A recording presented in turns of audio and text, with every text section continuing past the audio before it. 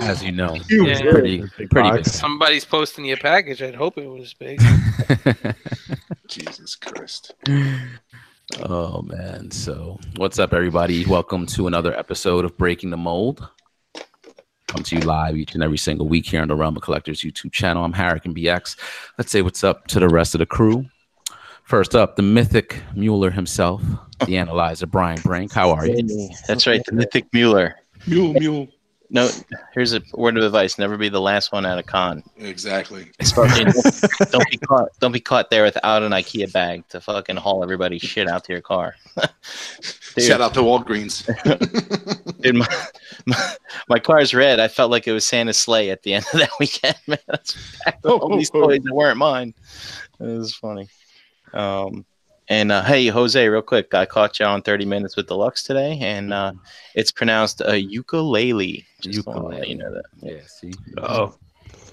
I'll have to tune in now. Check that one out. I couldn't get that like on the spot. I felt like I was taking a pop quiz. You know? Deluxe is like you something like that. That was a lot of fun, man. Earlier today, shout out to Deluxe. Check that out on Hail Hasbro Reviews YouTube channel. Pretty dope. How are you, Brian? How's everything going? Things are good. I'm still recovering from only getting 6 hours sleep this weekend, so gonna have to make some changes. I think the next time this comes around, I can't. Getting old. Can't fucking do that shit, man. I agree with you there. Totally agree with you.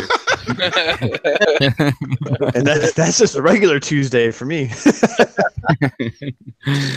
I hear you, dude. Hear you. Same shit. All right. Next up, Big Dom. How are you? Pretty good. Pretty.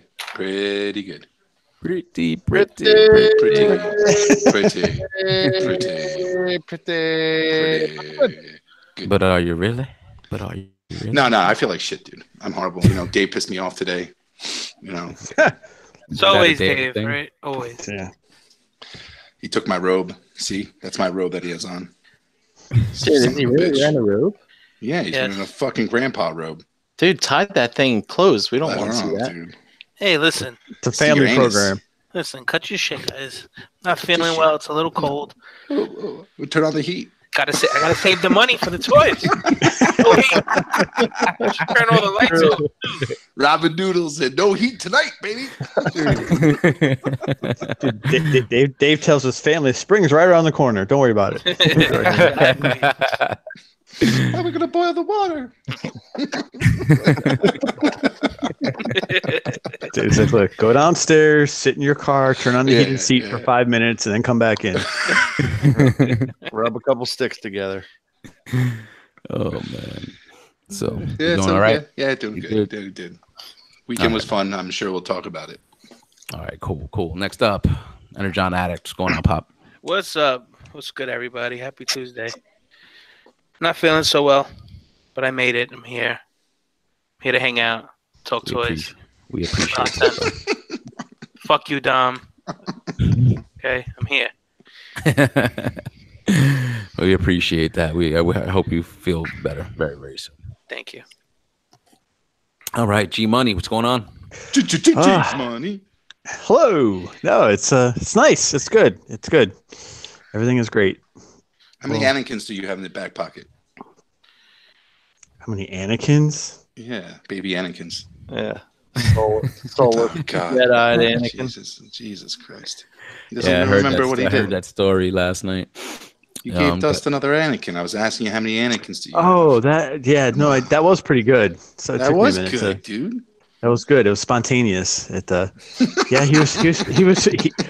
used to post that thing like on ETR long before I met anybody, in the group in real life, and it was funny. And he was cracking jokes every single time, and it was creepy. And then he was supposed to gift it to me, and then I think during one of the other after show parties, he gave it to Chan, and then so I had to make sure he replaced it back in his home. Yes, and please. so there's another one. Dude, shout out to the vendor who's like, do I bring this? Do I not bring this? He went back home. He's like, honey, I sold it. Yeah. Got the champagne. I got rid of it. It's almost back. We're gonna celebrate tonight. The Anakin didn't come back. And it was funny because it wasn't terribly expensive, but I was like, that is money well spent, better than anything else I could buy here today. So it was good. And Dave and I tried to be serious when we gave it to him. He almost tried to run away. I'm I got pictures of it's that. I forgot. yeah. I took pictures of that. I got it's a gift. Oh man, nice. That's incredible.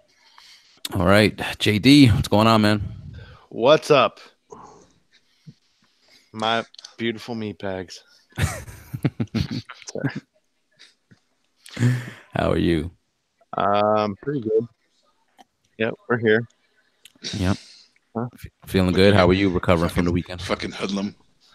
We let's see, it was probably we got home at like 4 a.m. Wow. from driving back from Dust's. And then we were up for like another 2.5 hours fucking playing with toys. And then pretty much the whole Sunday we pretty much fucking slept.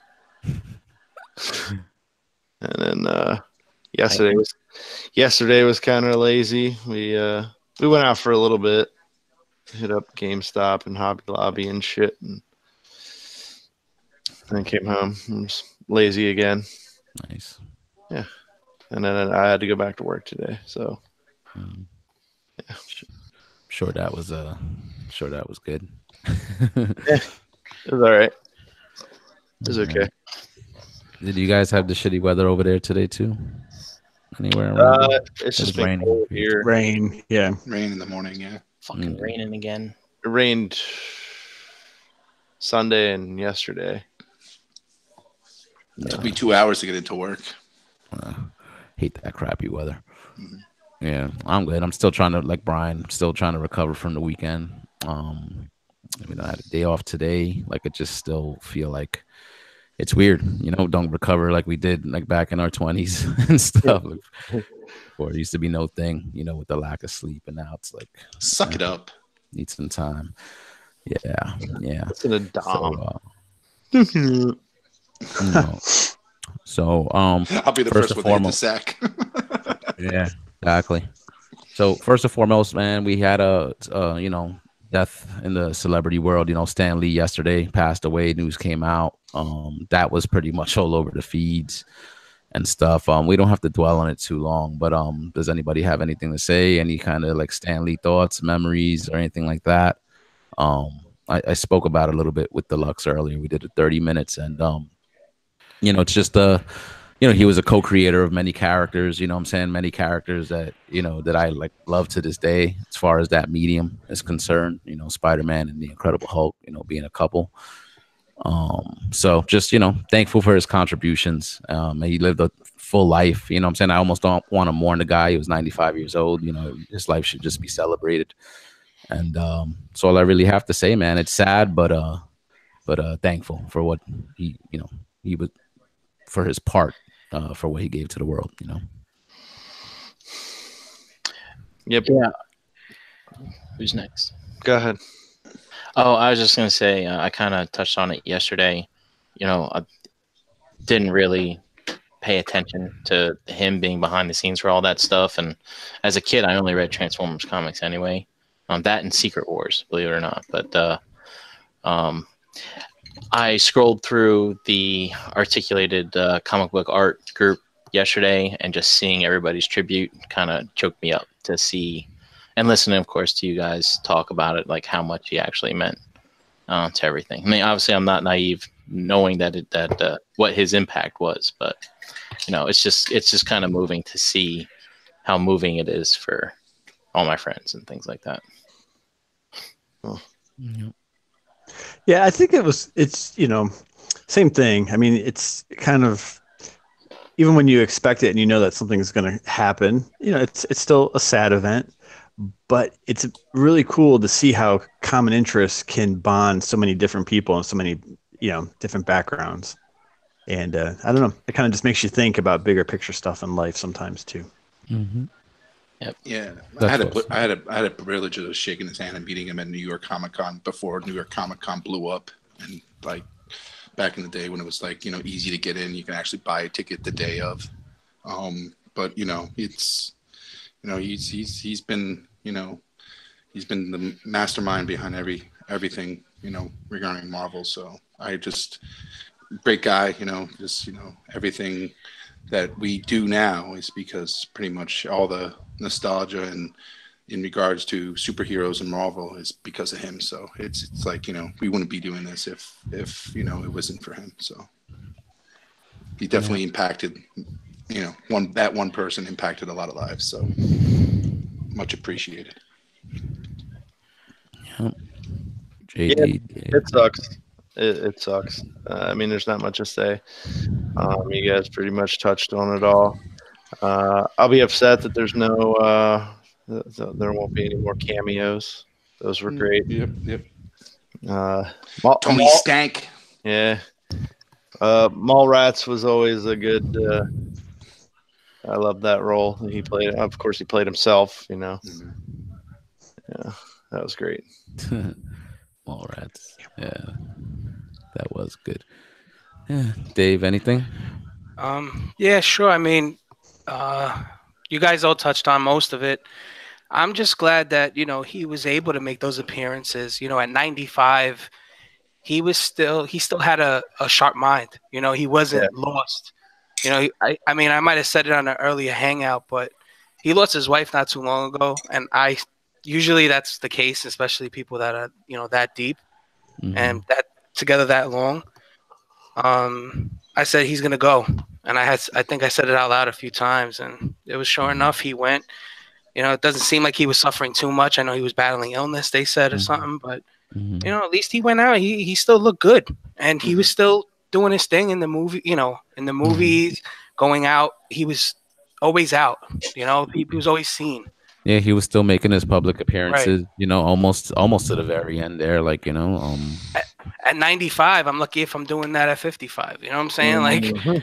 I'm 37 with with enough ailments that keep me at ease. So I just think he brought a lot to the world, the realm that we all live in, and that imagination is like one in a trillion. Like you couldn't even imagine. Somebody posted something that I thought was dope.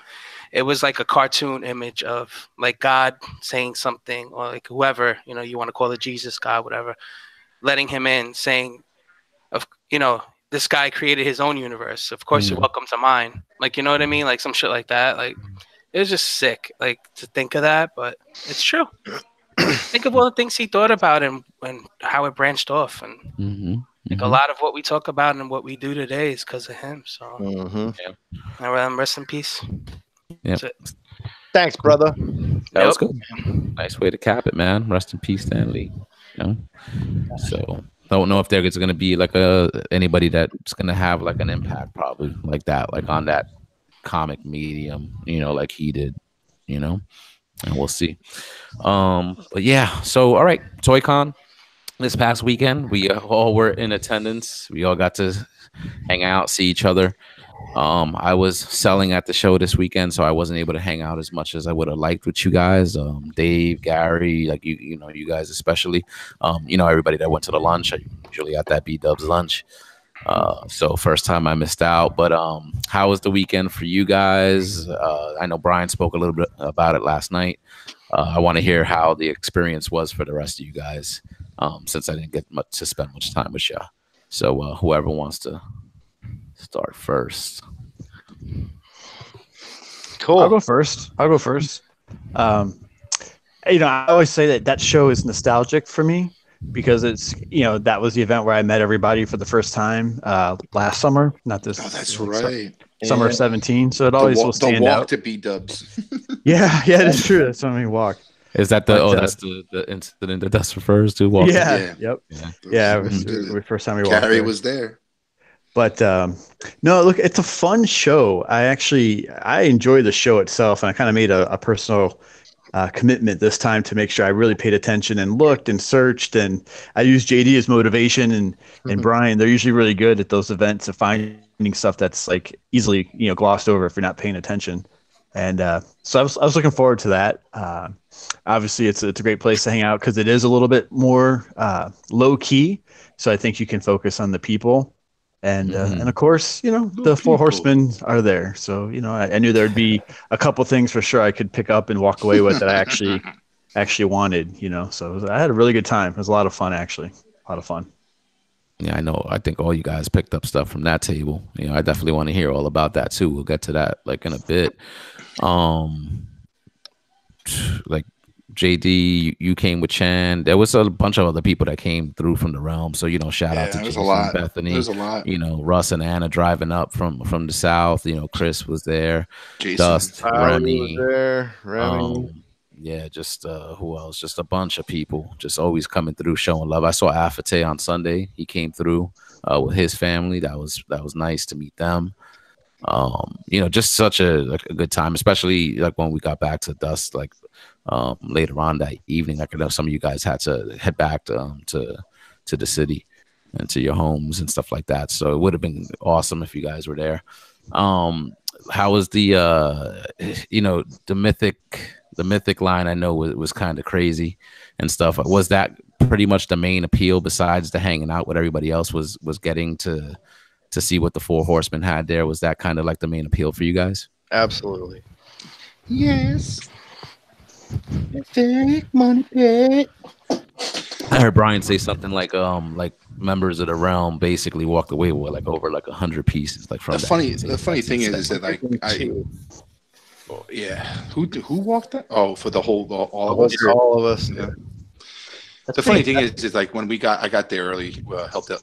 Jose was more kind, letting me put some stuff on his table, and like I took a glance. Like Chris was there, and he's like, did you see where they were? And I'm like, yeah, they're in their other room. Nothing's set up yet.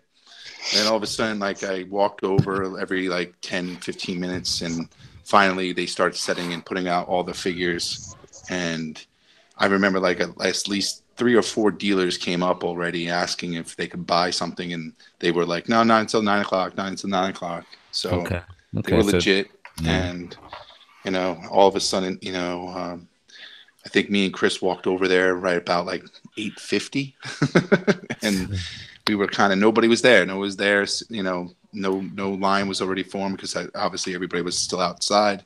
So we were just sitting there waiting for 9 o'clock to roll around, and eventually we were talking to one of the four horsemen, and Chris just popped the question. He's like, can I start buying them? And he's like, yeah, sure. And then just, that's kind of how it all started. Nice. And then all of a sudden we saw the line started forming, and we're grabbing our figures. And the funny thing is that they brought like 4 boxes, and within, I would say, the first 6 customers, I would say 6 or 7 customers, they were gone mostly. Like, they were gone. And the guy's like, oh, and I'm looking at, one of the four horsemen, and I'm like, you have any more? Like, well, we didn't bring that much because we thought they wouldn't sell. I'm like, you're fucking crazy. Insane. I'm like, oh, we have we have one guy running back to the warehouse right now. I'm like, you serious? I'm like, dude, you should have brought like everything you got. and like the guy comes, so an hour and a half, like the whole table was gone. Like after, and I'm sure there was some disgruntled individuals, but they were going to bring more back. So. And they did, and I remember I called Dave, and I was like, he's coming in 5 minutes, because there's a couple figures I wasn't able to grab because they only had like one of each of certain ones at that first round, so it was kind of hard to get like everything that you wanted to get. So yeah, Tom, when you call me, right? We were right where you guys are, where your stand was. I was like, they're here, let's go. I ran, and fucking Gary fucking trotted right behind me. I was surprised to see him neck and neck with me. I'm like, holy shit, Gary's right behind me. Like, we fucking were the first 2 online. Yeah, so I went back and I was just checking, and I was looking to pick up some of the weapon packs, and all of a sudden I see one of the guys get off the cell phone, and he looks at me. He's like, they're in the parking lot. So I picked up my phone, and I'm like, Dave, they're here.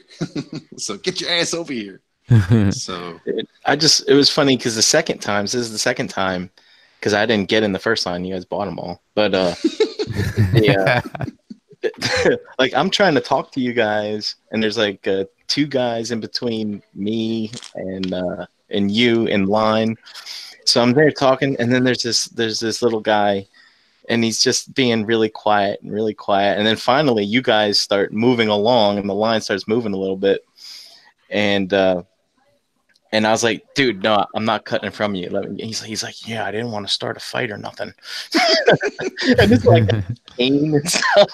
But the thing is that first round they had like 3 of each figure, and then some of them they only had one of each. So it's like, wow. It's like, but like eventually that second round that came in, they brought enough to last them. Okay. There were certain characters that were the popular ones that kind of vanished real fast after a while, but there was enough left after that second round to quench anybody's thirst in regards to what if they wanted to pick up any of those figures. So, but it's funny, you guys are there for like 10 minutes, and you got like a stack of stuff, and like there's people like trying to reach like underneath you and behind you, try to get something off that table. It's like, oh, what do they got? You can't you guys are blocking the view.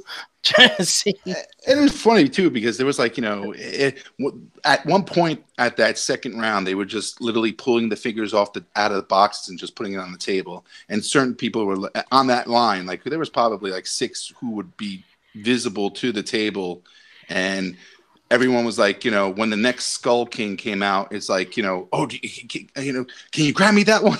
We were just shuffling it down the line, it's just. It got really, really kind of, cute in regards to the fact that it just became an assembly line, just passing down the hot figures and then till whoever wanted one. So, but it's funny too. It's like, hey, can you get me the tree guy? Is that the tree guy? I want the tree guy. Any of those chipmunks left? What about the red horn lady? You got the red horn lady down there, Dom? Yeah. So those goblins were the hot thing because everybody was after them. So. That's those goblins, even the builders, the builders were very hot. I think those are the first ones that sold out were the builders. So it was interesting and seeing I think that's just surprising. Like when they're showing up to a show like that, thinking that they're not going to sell as much as what they think they sell, because I can imagine they probably got like $3,000, maybe $4,000. At at the end of just in that first, second, and wave, like God knows they probably cleaned out like $6,000 eventually. But yeah, well, because you spent half of that. Yeah, I didn't get all of it. I just was looking for what I missed on the pre-order because it's like JD sends out this freaking link that shows a YouTube video of their, showcasing all the rest of the figures, and you're like, oh fuck, that looks so good. Oh, and that comes with that head sculpt, motherfucker. Oh, so did any of you guys miss out on any of that stuff because Don bought it all? I didn't buy it all. No. Who got the what? But no, we won't have to go that far. Dude, Dom bruised He gave me bruises, elbowing me in line. Because I was helping other people get their figures and, just handing them down the line. And my elbows were hitting Gary's ribs all the time. Sorry, Gary, That's where you were all that time. I was trying to sell your stuff. And you better wear your rib pads next time, man. Oh, man. That's funny, though. Like, when's the last time, like, you've seen that? Like, just people just trying to like line up like that just to grab what they needed, and then who I wonder what gave them the impression that they were thinking that the stuff wouldn't sell if there was just like a line of people waiting. They were there last, the last Toy Con, and like they sold out of everything. Yeah, it was weird. I don't get it. Yeah, if anyone who is old enough to have ever kind of been a child in the 80s before the internet and before Facebook groups to source stuff. So, and go back on YouTube and watch some of those like Cabbage Patch Kids, for Christmas, 1982, 1983. And, when stores would get a shipment of like eight dolls and people fighting over them. Mm-hmm. It wasn't fighting, but it was literally like as quick as they could get a character on the table, someone was reaching for it. Yeah, and then kind of passing it down the line. So it was organized, and it was, you know, it was relatively fair for that Yeah. stuff. It was just that level of excitement was like interesting, and like, you know, Dave would get one, I'd be like, oh, that thing looks really cool, and then, you know, you kind of wait for him to open another case to bring out another one, and it was just fun to be caught up in that type of frenzy, even if just for a couple hours. You know, what was it? That its second wave, they put out the box of Cringer and the other exclusive from SDCC. Oh my god, dude! Like before the guy took it out of the box, it was like people were just grabbing it and just, you know. But like, I think everyone was like just grabbing one. You know, nobody was in there just trying to, you know, grab a shitload of one particular hot figure and all that stuff. So it was nice. It was really good. It was cool. They're in the Soul Spiller line now, right? What? Yeah. I think they were part of the Soul Spiller line. Yeah. Okay. So, but that Cringer comes with an org head, so it's like you can you know, army build him if you wanted to. So it's like, that's the thing. Like they come with so many accessories, and some of them come with 2 head sculpts. You know, and it's like you get an example right here.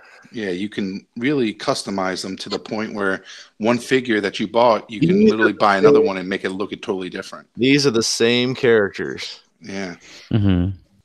Also, the different head sculpts. Oh, okay. How many options with the head sculpts do they offer? Is it just a couple? Some have just one, but then others have 2. Okay. I think there was one that maybe had 3. I can't remember. Yeah. But here. So this guy's got this head. That's really like impressive, just the sculpt and everything. I said that again, like back seeing them. This head. Oh, yep. Really good. And he's got the mask head, right? Yep.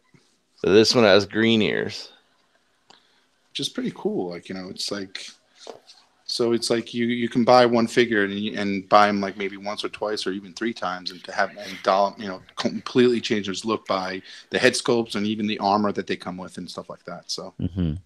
Yeah, because that was another thing, JD. I saw you look like you were like curating like parts like in a bucket. Like, that was all extra stuff, right? Like extra like accessories that you could buy for the figures. Yeah, so they had I guess they had a big box full of accessories that they were selling for 25 cents a piece. I didn't know it, and I went back after they were like pretty much already picked through, and we're, you know, I'm standing there and I'm just kind of like, oh my god, I can't believe these are all here. And I'm like picking out what, you know, stuff that I could use. And Brian's like, he's like, JD, why don't you just give him $40 and take the whole bin? And the guy like looks at Brian, he looks at me, and he's like looking at the bin. He's like, maybe 20. I'm like, I'll give you $20 for the rest of this. He's like, really? And like, he gave you the whole bin too, right? He gave me he's like, we're just gonna throw in the bin and everything. Like, that's awesome. That's awesome. Again. But JD, I might piss you off here. That, you know, that sword that came with the first weapon pack, that nice sword that's supposed to be for that other the black and red guy. I forgot that we always drool over. That sword was in there. Oh no shit. Somebody found it, for 25 cents. Yeah. Lucky. The guy's like, that was in there? I'm like, holy shit. He's like, yeah, that goes. That sort of alone in there. I have 2 sets of his pauldrons. Yeah. It's like that sword alone goes for $20. Yeah. They were selling those pieces for $25 each. Yep. Wow. Yeah, that's good. That's good stuff. Like, I feel like they could almost charge more for it because all that stuff is like painted too, right? Oh yeah. Well, see, and that was cool to see too, because I brought this up on one of our other shows. But it was neat to be able to look at accessories to go with your stuff without having to necessarily buy another whole figure at the same time. Yep. And you know, they had the weapons packs there. You mentioned that, and then like the loose stuff. But it really just got me thinking of like what a good market that would be for, you know, for Black Series and for Legends, I think, and just I think you could have a basis and a client base for that type of stuff, doing it that way. And they have several figures displayed up at the end of the table. You know, as much as we were ignoring it, you know, and trying to go buy the figures themselves, but they had them all scattered out that you can take a look at them, see what. How many did you knock down? I probably knocked down over 3. I think I knocked down 3. I think one of the guys were too close or something. Yeah, I don't know if I was pissing him off when I was kept knocking down the Fairy Queen like 6 times. I was just gonna say the one fairy princess, you know, warrior has these beautiful like giant wings that are like translucent, and they had her posed arching, you know, that one exactly. Yep. And they had her posed with the bow and arrow with the string, you know, drawn taut, and just in this action pose, and just selling this thing, like when you looked at it, just would really tempt you. And I'm not kidding, Dom. I think you did knock her over 3 times. Like 3 times. After the 3rd time, the guy's like posing it. He's like, "Come on, man." I'm sorry. And it wasn't even like when he was like trying to grab stuff. It's when he was trying to pay out. He was he just kept bumping the table. Dude, I had like usually, typically when I'm selling, I would get like small chain, like I would get 5s and stuff, and you know, obviously Jose knows that, and because I hooked him up with some 5s, and all of a sudden, like, you know, I brought a certain amount of 20s and like what my big bills that I was going to buy for the thing, and then I'm like, damn it, and I dipped into my like change draw that I had, and I was just like pulling out all these 5s, and I was like, oh my god, I'm going to give him a bunch of 5s, in 5s. That was hilarious. Chris actually hit me up. It was funny because I think he needed to get more of those mythics, and I think he was saying it was cash only. So he basically he PayPal'd me like money so I could give him like the cash so he could get. Dude, Jose, I did the same thing. Dave and Dom too. I was like, I spent all this cash and I don't have anything to show for it yet. My PayPal looks like ridiculous right now. You're welcome. Yeah, I contributed to that PayPal account. I know. Kind of bank. Yeah, Gary did turn into a bank. It's funny because at Dust House, like I know I have to go back the next day for some of you guys. So I'm like talking to people at Dust House. I'm like, hey, what kind of cash do you have? Because I need cash for tomorrow. Just PayPal or PayPal you. Give me the cash. And, you know, it was funny. Jose, you and I met up for breakfast the next day, that Sunday, and I was like, I think people still are hitting me up like on the way there. I still don't have enough money. So I went to the Walgreens next to the breakfast joint, and I maxed that thing out. And then I talked to Chuck later in the day, and he's like, I've been running around the ATMs all morning to get money, and they're all cleaned out. And he's like, the Walgreens only had $20 left. I was like, that's all I left in there? Oh, man. That's funny. Yeah, it's they just do all cash, so it's you know, that it kind of slows up the process and everything, because you know, when you're buying like 6 or 12 freaking figures, you gotta like, you know, deal out all this cash and count it up and make sure that, you know, you give them exactly the same money and everything. You know, it's funny though. I mean, you know that you're potentially going to spend a mint there, so dude, just come with big bills, Dom. Yeah, I know. That's no. I had 20s and everything, and no, just like I know I should have just said hundreds. Here's hundreds. Just here, take all my money and let's work it out later. Does it seem like to hurt less? Like if you don't do it by big bills, like I don't know. I don't know. It's a psychological thing when you're handing over hundreds.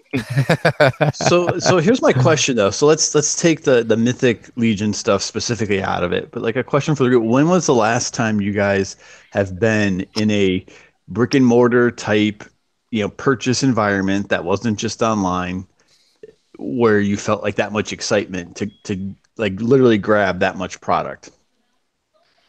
I remember there's a couple times. Like I remember like when the Wii came out, and there was a line out of every freaking store, and you walked into the store just to get the console, and then they had the aisles filled with the products like the controllers, games, and every little accessory that you can buy for the console and stuff like that.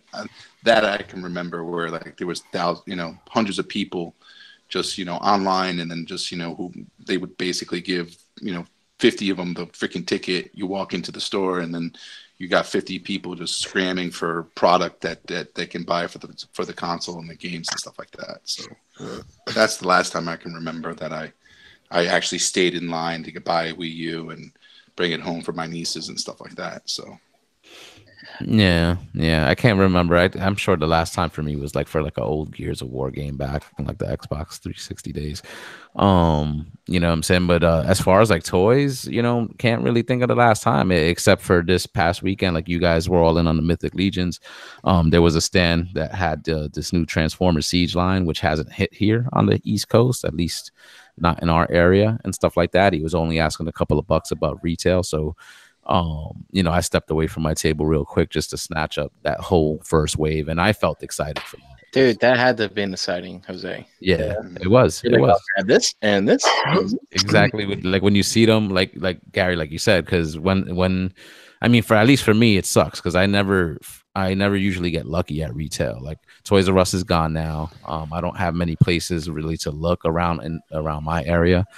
So it's always a disappointment for me. So to be at that show, you know, with all that vintage stuff and, you know, a lot of the modern stuff, I was hoping somebody would have that stuff there, but I wasn't expecting it. So, yeah, you know, for somebody to actually have it, I was like, oh man, awesome. And I just went and grabbed it all. You know? I remember Chuck, like I saw Chuck at a table and he was looking at something. And he's actually asking the dealer, one of these dealers that most like, I'm sure he's a wholesaler and he buys from whether it's Entertainment Earth or whatever the case may be. And he was asking whether he had Siege figures, and he's like, no, come see me tomorrow. And Chuck is like, okay. So all of a sudden we walk around into the first gymnasium that we were in, and we're just sitting there in a booth, and he's like, oh, is this your booth? I'm like, and Chuck's like, I'm like, no, I'm like, yeah, it's my booth. He's like, it's like, do you have Siege figures? I'm like, yeah, they're right there. And they were literally right there. He's like, dude, how much? I'm like, Chuck, this is not my booth. I'm like, this is just this guy where he has Siege figures, and he's like, I'm buying them. I'm buying them. And I'm assuming he had a lot because he kept refreshing it because every time I went over there, at least the deluxe figures were kept on getting refreshed because I know he grabbed this set, you grabbed this set. And you know, a couple other people were grabbing sets, but I think the Voyagers were the hard ones to get at that particular time in that show. So and initially when I passed by, he had all of them except for the side swipe. So I was like, oh man. So I was like, I'm gonna be missing that one. But then like about like 20 minutes later, I went by the booth again and he had it there on the shelf. Yeah. So and he didn't have it much marked up. Like I think he had a 24 for a deluxe. Yeah. He had like 34, 32 for the Voyagers. For the Voyagers, yeah. So. Yeah. You know, basically the tax, and you know, he's probably just tacking on an extra $1 or $2. So no problem paying that just for the instant gratification, especially since we're probably not going to be seeing that stuff here, at least in the Northeast, probably for the next, 4 or 5, 6 weeks. You know, we'll see. So in California. Yeah, so it was exciting, man. That was exciting for me, Gary. Like, just like the way you guys were hyped for the Mythic Legions. Dave, like you were mentioning before we went live that you didn't really like have a lot, right? And you were able to kind of pick up like some here at this show, and now you kind of like hyped for it, right? Like it kind of gave you the fever to pick up some more of these figures.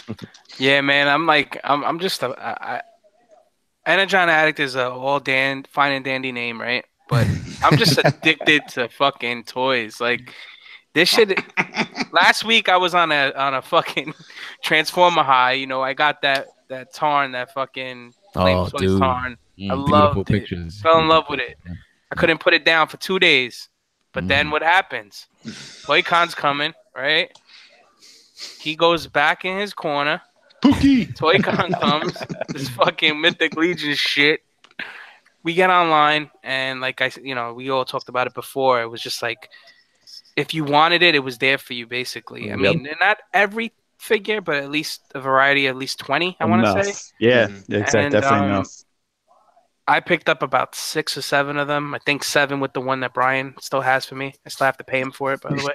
But yeah, it was just like, oh man, these things are like, they're right here. So the rest of the ones I had ordered, they're still on pre-order. I'm waiting on them for what, over 6 months already. And that was hard. That was hard not to buy those now. Like, right. because you saw them and you're like, oh, I want them so bad. But yeah, you can't, you're like almost saying, you know what? Out of that whole pre-order pack, I think I bought one other, but it was one of the orcs. Yeah. And those are just so cool that you gotta buy a few of them. So, yeah, man. Now that I have a few, it's just like now that you have more. I had like one dwarf and 3 of the same orc, so that's all I had going on for the last 3 or 4 months. But now I got like 5, 6 more new ones, and I'm like, oh shit, this looks good with this. Pop that off, pop it on the next guy, and I'm like, that looks dope. I think I'm gonna leave him like that. And then I'm like, you know what? I think this would look. It's just the variety and the options you have with these figures is just cool. And I'm glad that we picked them up because they're not selling them. They're not selling them for more money. Like, BBTS, they gotta make their dough. I'm not knocking them, but toy that's $35, they raise it up to $50 on BBTS. Be able to pick it up for the $35 and knowing that you missed the pre-order is amazing. Because even with BBTS being at $50, you go on eBay, it's $75, $80, $90, depending on which figure it is. And to be able to pick them up for even the builders for $25, it was dope. I was happy about it. That's good. I almost wish I would have got more, honestly. And say what you want. I don't sell toys other than my own stuff, but to pick up a few of these, I mean, somebody smart enough would go and pick up a few of these to pay for the ones that they're buying, like sell them off. I think you're not killing nobody. Some of these figures that we got for $35, I don't see them for less than $75, $80. Nope. You give somebody, you sell them for $40, $50, give somebody a deal and make a few bucks back on the stuff that you spent money on. I think it's smart, but it's hard to do too because there's so many. So you're like, you know what? Fuck that. I'm not gonna go buy 15 with the hopes of selling 5. I want all 15 for myself. Yep. You know, like that's how you feel with these figures. So.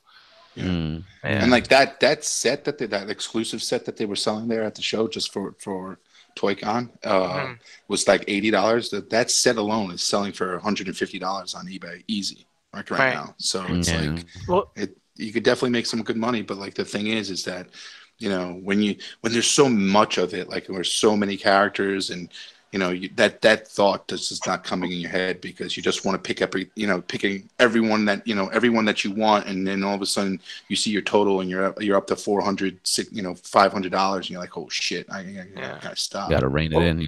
What made me say that is there was a dude on the opposite side of the con who had a box of them, and he had a box of a few that I didn't see they had out the first time I went up, because the first time I went up it sold out. I didn't get anything. I got one figure that Don picked up for me, right?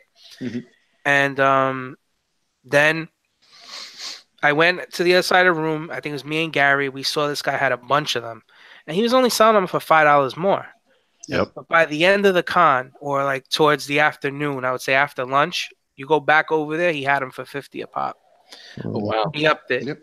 I went to see him on. Took our idea, damn it. I went to talk to that guy on Sunday because Don was looking for vampires or something like that, and he had it back down to 40. And I was talking to him. I was like, even the vampire at 40, because that's just the builder. And he's like, I was like, they're right over there selling them for regular price. And he's like, who? No, I don't know. Oh god! Right. It turns out the guy, what he was selling out of that box was what he picked up in the pre-order. He actually pre-ordered them, and those were the ones he didn't buy them at the show. I gotcha. Yeah. Well, if they were selling those pre-ordered figures like at the show, so like when are those supposed to ship for you guys that pre-ordered them online? Well, the Kickstarter received them like what was it, 2 weeks ago, right? 3 weeks ago. So all the people that did the initial Kickstarter got their sets, got their orders. Okay. So when are we getting them? January. Yeah, like January, February. So that's what I said. Like I said, if I even missed one that I was supposed to get, and I didn't, and I had a spreadsheet and everything. But you're just so caught up in everything. You're trying to, see who you want to get, and as organized as I thought I was, I still missed one out, and so I'm hoping that come February at ZoloCon, because they usually show up at ZoloCon, you know, they'll have a few out there as well. So I can, you know, wait and not spend the $50 on BBTS or even the $80 on eBay and see if I can get the figures that I missed out on for a $35. So that actually times out perfectly, right, JD? Yeah. That's what I was asking when we were in the chat this afternoon. I'm like, I hope it lines up perfectly where when they get that second order and they fill up all those shipments and we start getting all the pre-order figures, they're going to have another, you know, few extras that they can bring to the ZoloCon. So right now they're still shipping out orders from the Kickstarter and the first pre-order. So like, because if you look on their Instagram, there are people bitching that they still have not received yours. They're like, oh, you can take it to a con and sell them, but I still haven't received mine. That's kind of like why I asked the question, because I was like, you know, if they are selling them physically here, then yeah, I figured they would have shipped people their pre-orders already, you know. I mean, if you've seen any of the pictures of when the warehouse shipping, when they filled their warehouse, it was 2 shipping containers full. Yeah. Like, that's a lot of fucking figures. Their warehouse was completely full.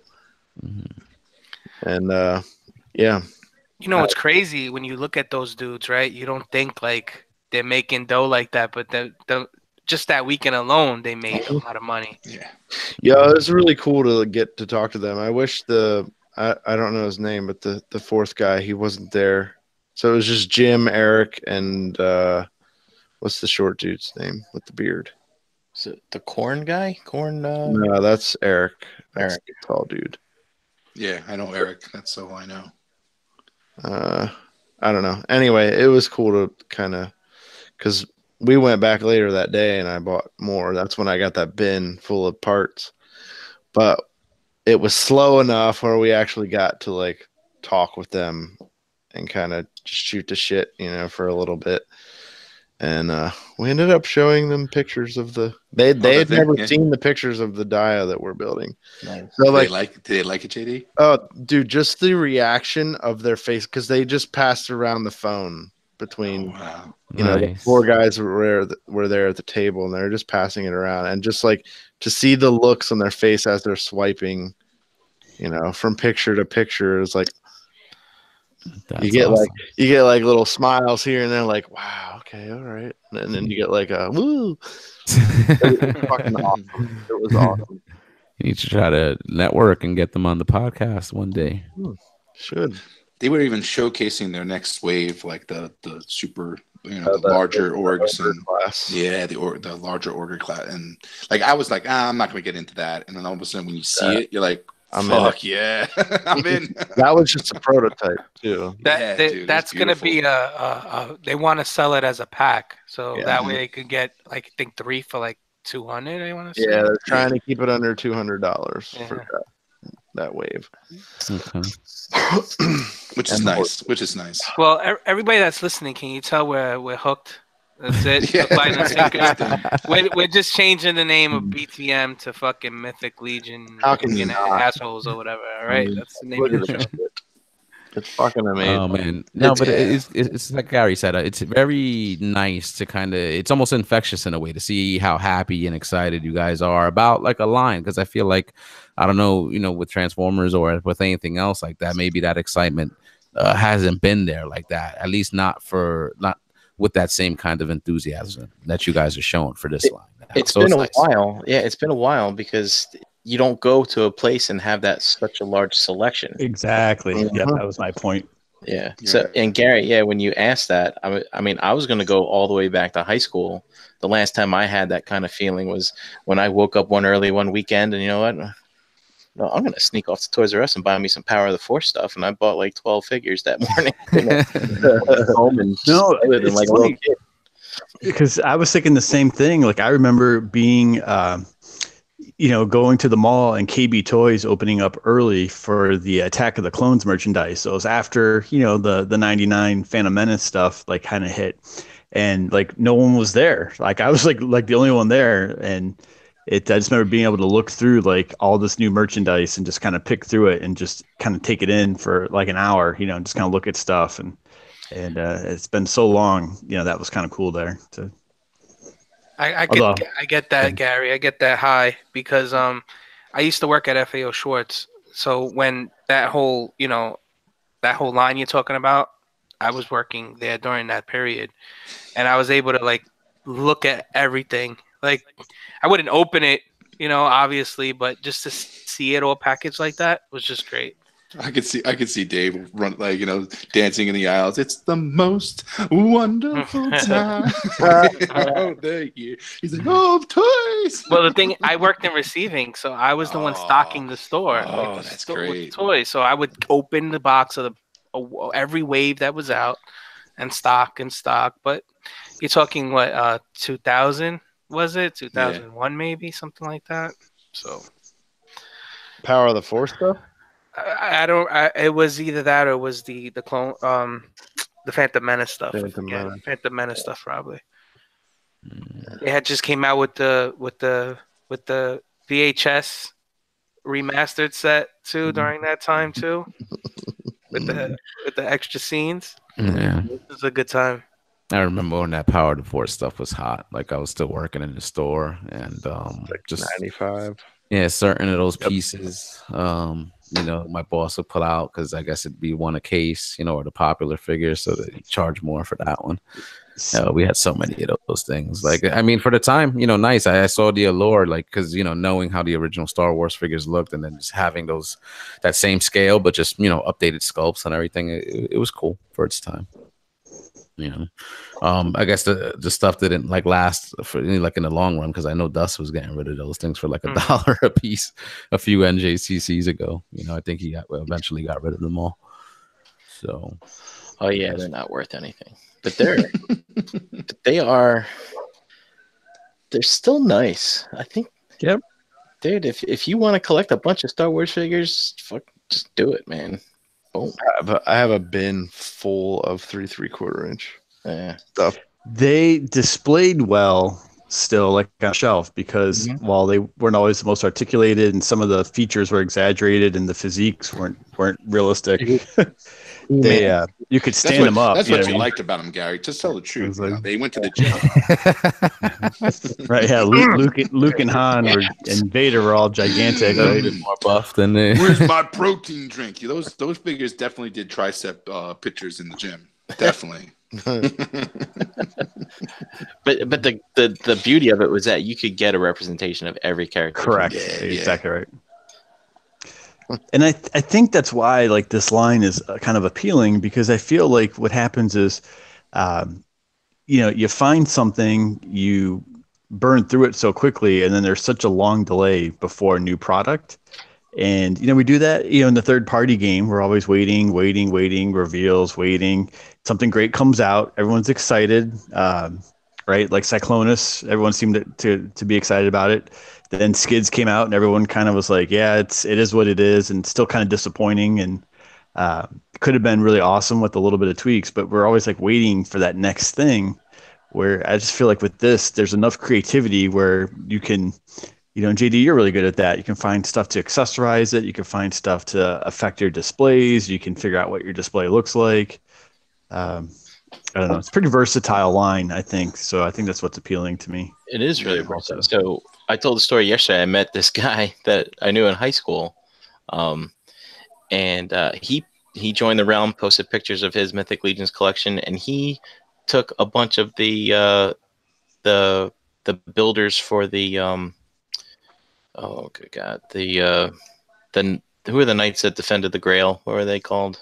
The Templars. The Templars. He had a bunch of those, and he put Thundercat heads on them from the Matty Collector line. I was like, dude, these things actually look really, really cool. Mm-hmm. Yeah. I see a lot of guys doing, the Masters Universe Classics, mixing and matching. Yeah, mix and matching. Yeah. It opens the window to customizing. It really you can go from simplistic in regards to just customizing the figures itself and between doing the line, just the line itself, or you can jump into other lines. Like I noticed, like I think Dave shot a photo of something, taking a Grammarian Guard and putting the org head on on it, and just making a hold completely entire figure. So, and then Dave's like, I guess I got to pick up extras of these. Yeah, anybody got a Gamorrean Gar for cheap? They're on Send it sale, my way. $25 this week. Check your target, man. It's funny you say that though. I seen somebody they painted 4 orcs as Ninja Turtles.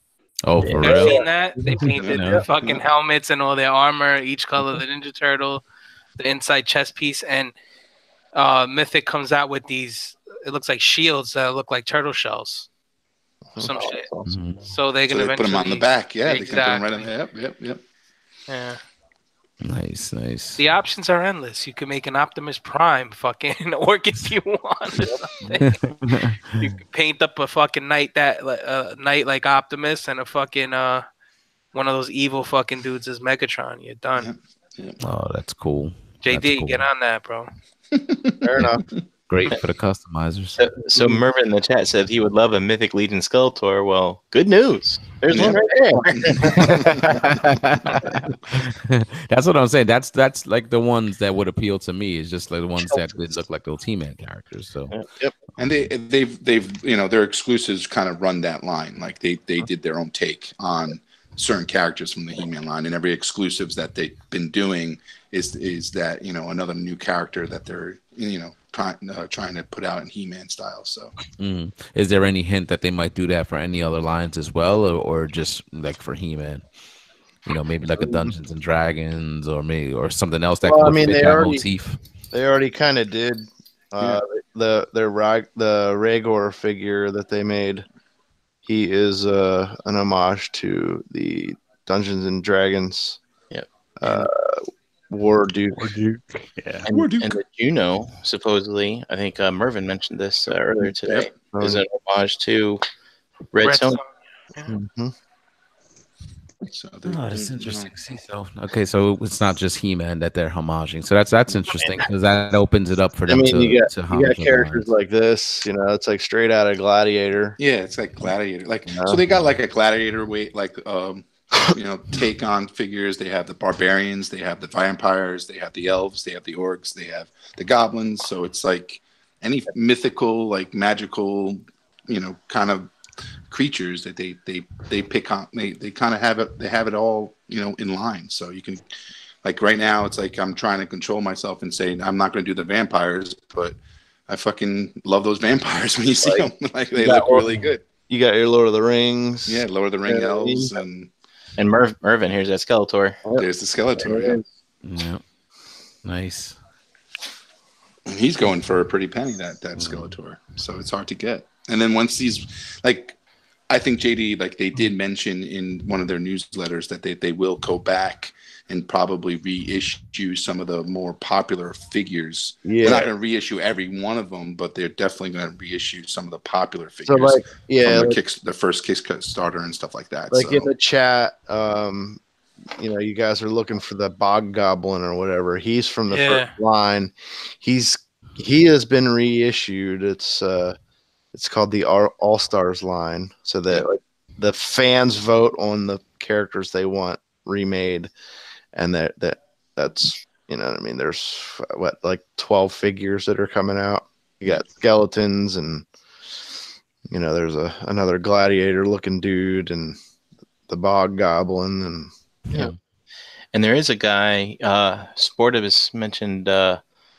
Or Night of Ren, mentioned Keldor, which is, if you watched the He-Man reboot in the early 2000s, we saw a guy on display on their table that resembled him.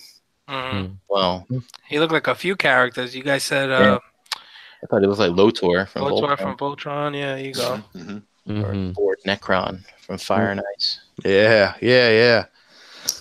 The same figure looked like all those different characters. He's a blue guy with fucking hair, so yeah. You tweak him a little, look a little more like this guy. Tweak him a little more, look like that guy. They're doing like a dark elf line. So basically, all the dark elves have like a blue skin, and they just have a more darker take to them in regards to the regular elves that they're doing. Okay. Interesting. All right. Well, lots of stuff to look forward to. One of those guys. Jose's like, I wish I liked this shit. I'm glad I don't. I'm glad I don't. Dude, and it's like, right what was it? What was the Coliseum wave when it came out? We jumped on board, and we you know, some of us bought them, and I think it was like, you know, me and JD, we started going back, buying up all the, you know, the first Kickstarters and stuff like that. And I'm not gonna kid you, man. I paid, you know, paid $80 for a figure. I paid $130 for a figure. But then all of a sudden, like, now seeing, like, I rarely see them now on eBay, and when I do see them, they're demanding like over $100 rather than the 80s and the $70 that I was picking up before, like 5 months ago. So At least I you think- didn't no dick for a figure. yeah. I think the most we paid for a figure was, I think 170. Yeah. So it's like I said, like the demands. Fuck you, Dave. You know what? Take your fucking goddamn robe. Walk out to that parking lot.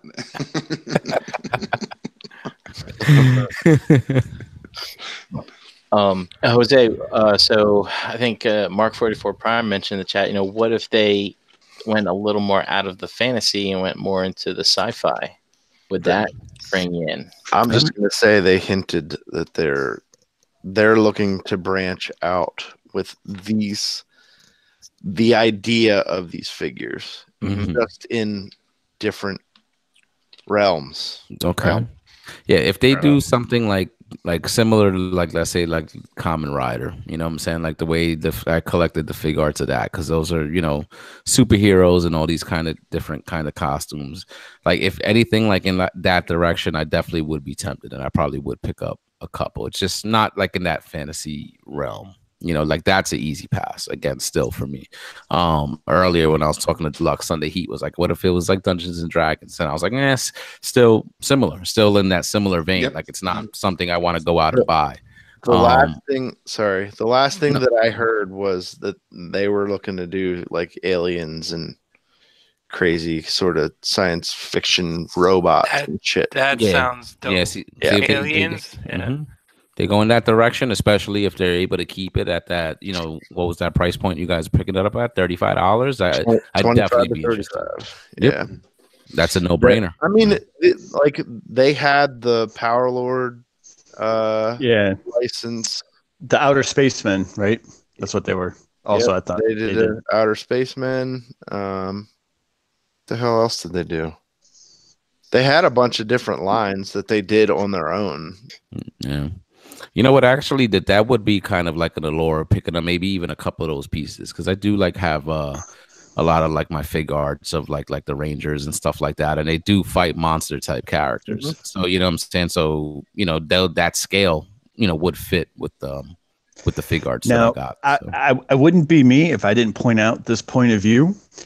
But one of the reasons that makes this line successful is because of the reuse of parts and repainting, and done in a very creative way. And even listening to them talk at the show there, they were, you know, saying that is a challenge to find that balance of creating new characters that still fiscally makes sense with the molds and the right combination of pieces, so that people felt like they weren't just buying a bunch of repaints, but let's call it what it is. There is a lot of reuse and a lot of repainting in this. And here we are all excited and okay with it. Just saying. But yeah, I mean, when at first glance, do these look like the same figure?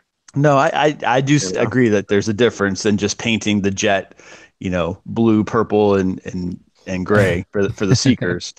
But the fact is, it still exists. It's done a little bit more cleverly. So, but like I think they took a formula from Marvel Legends, and then they added on to it with regards to the accessories and peg holes system that they have, the customization in regards to legs and parts, because you can put you know, from a barbarian to a dwarf, you can exchange their legs and make a whole completely entire different figure. So it's I think they took a formula with Marvel Legends and they expanded on it with presenting an accessory assortment that you can really, you know, customize these things. So at the end of the day, it's just it makes a collector think that they're not buying just a repaint after repaint after repaint after repaint. So I think I think they got a good an evolution of a formula that Marvel Legends has been doing, and really successfully making a good business out of it. So.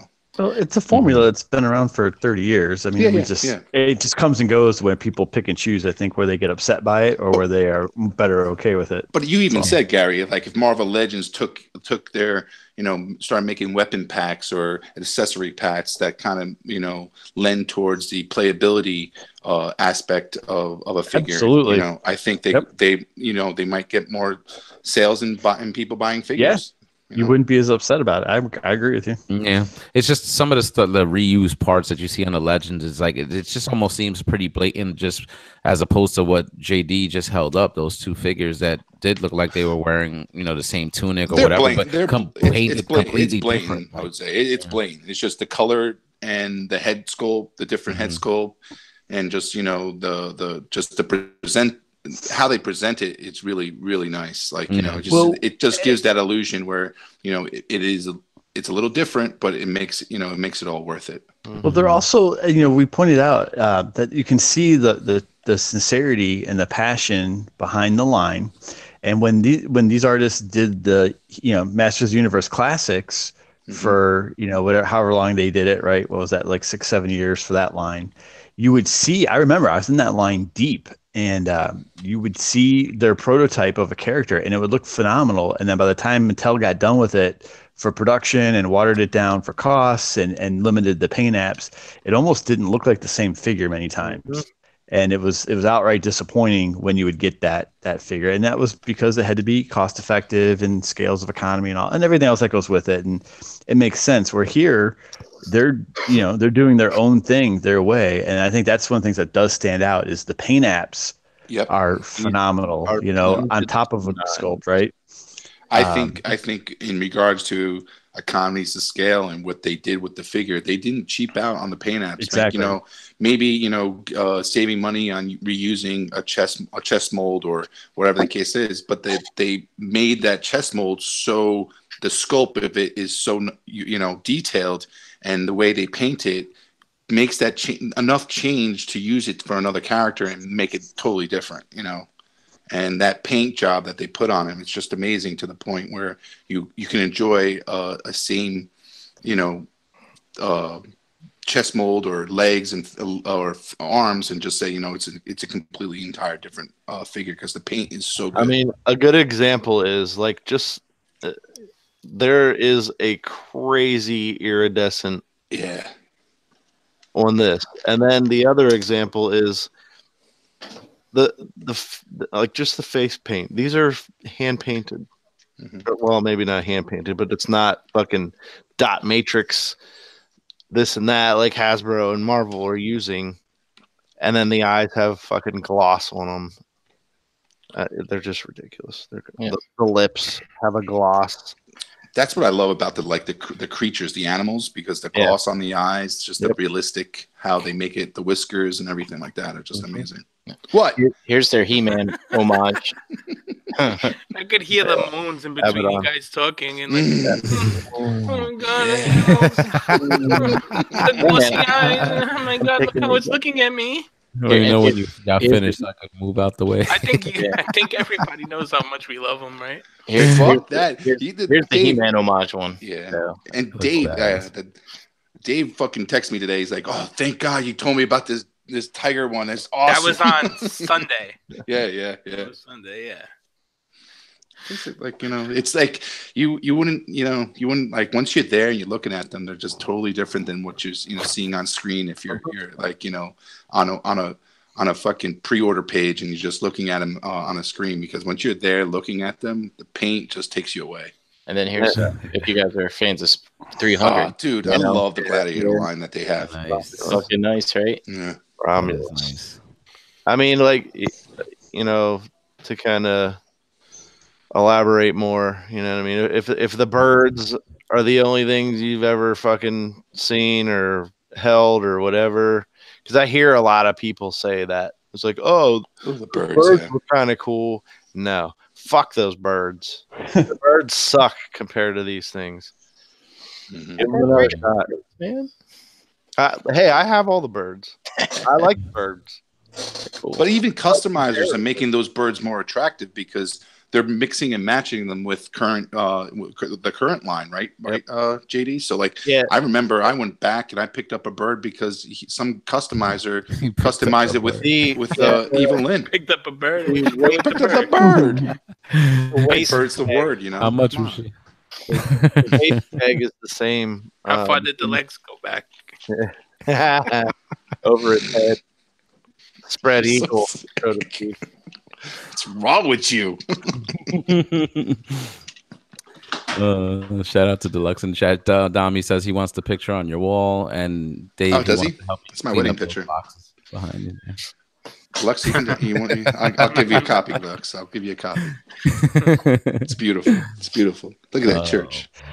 No, but love, like I said, love how you guys are gushing. You know what I'm saying? That's pretty cool. You know, JD, the progress you're making on your dio, you know, can't wait to see when that's all finished. I'm glad those guys enjoyed the pics that, you know, you showed them of it. Hopefully, maybe something could come of that in the future and stuff. Maybe, at the next Toy Con, chat them up a little bit more about it. You know, maybe make something on a smaller scale, something they could use maybe to help promote, and, you know, maybe something will come out of that. You know, you never know. You know what I'm saying? Why don't we move into the little question game that we got going on? I think this is the part that Dave's been dreading all night. Don't say fuck, Dom. Don't say fuck, all right? It's because it's your turn this time. Yeah, it's my turn. You know what I'm saying? But this is a little game we have with the chat squad where we're gonna ask them some questions. We have a board. Brink has a board ready with numbers 1 through 30. You know, if a member of the chat squad answers a question correctly, they get to pick a number, and then some fun ensues. This is when everybody that left, because we were talking about Mythic Legions, comes back. Yep. There we go. More views. I already see we're ticking up in the views already. There we go. We are? Yeah, absolutely right, Dave. Okay, Mythic Legions again. All right, we tricked you all. So it's a Mythic Legion question now. Yeah. That's cool. Yeah, I should have made them Mythic. Which Mythic Legion figure do you love? This line. Just come up with it on the spot. So, all right, whoever wants to go first. I think it's Brink, Dom, and Dave are up this week. So I'll leave it to y'all. I'll leave it to y'all. You, Dom, you want to go? No, I'm not going first. Oh, okay. So yeah, Brian and Dave fight it out. You want me to go? All right, you want Dave to go first? I'll go first. It's not. I don't have a scandalous question this week. Oh, good. Well, remember for the chat and then for us. So it's not going to be scandalous this time. Oh no. I'm gonna be G-rated this time. Well, it depends on your story then too. Okay. Someone must listen to the show last week. Easy question. What's the name of the green character from Dragon Ball Z that comes from the planet Namek? Oh, that's easy. Even I know that one. Pikachu. All right, chat squad, that's for you. Whoever answers first gets to play. Gary, do you know that one? Don't say the name. Don't say the answer, but do you know the answer? No, turn up. I truly don't know.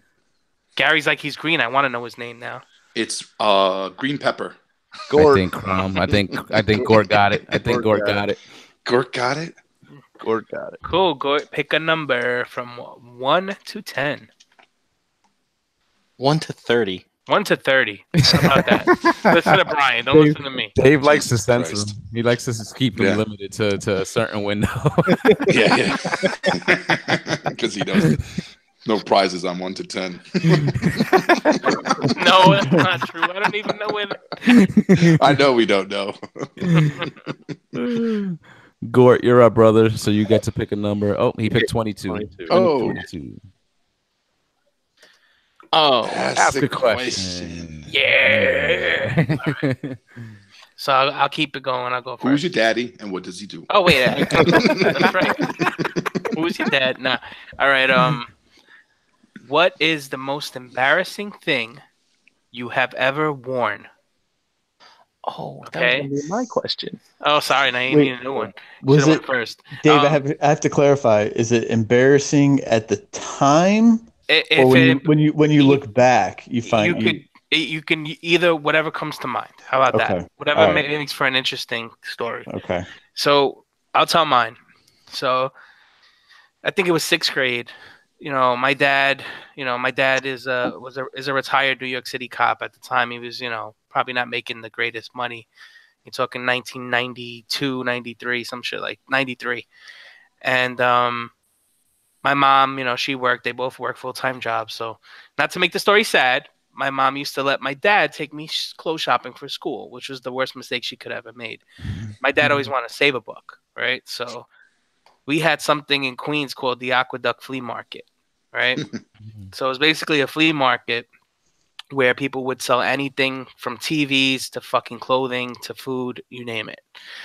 And it was one of the largest flea markets in the city. So it was open from Friday to Sunday, I believe, or just Saturday and Sunday every week. So anyway, he takes me there for clothes shopping. I already was dreading it because I knew I didn't want my clothes from there. I wanted to go to VIM or whatever the fuck the happening place was at the time to get my clothes.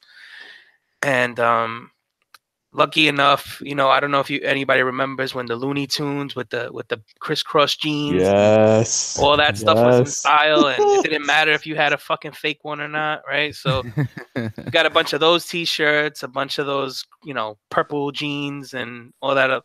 But I made the mistake of purchasing one pair of jeans, actual blue jeans, with a metal Nike symbol stamped on them, right? And I didn't think nothing of it. Nike jeans, whatever. It's the best my dad could do at the time. Went to school, and I got picked on until I ripped that metal thing off my jeans. Like, listen, I was never the kid that, I would cry or anything, but I would listen and I'd be like, oh, motherfuckers are making fun of my jeans again. I'd be like, oh, fuck you and your fucking ugly hair, But I was so embarrassed of those jeans that I went home one day and after getting made fun of after wearing them a few times, because Nike didn't make jeans. You know what I'm saying? Nike didn't make jeans, especially with metal prints on them and shit.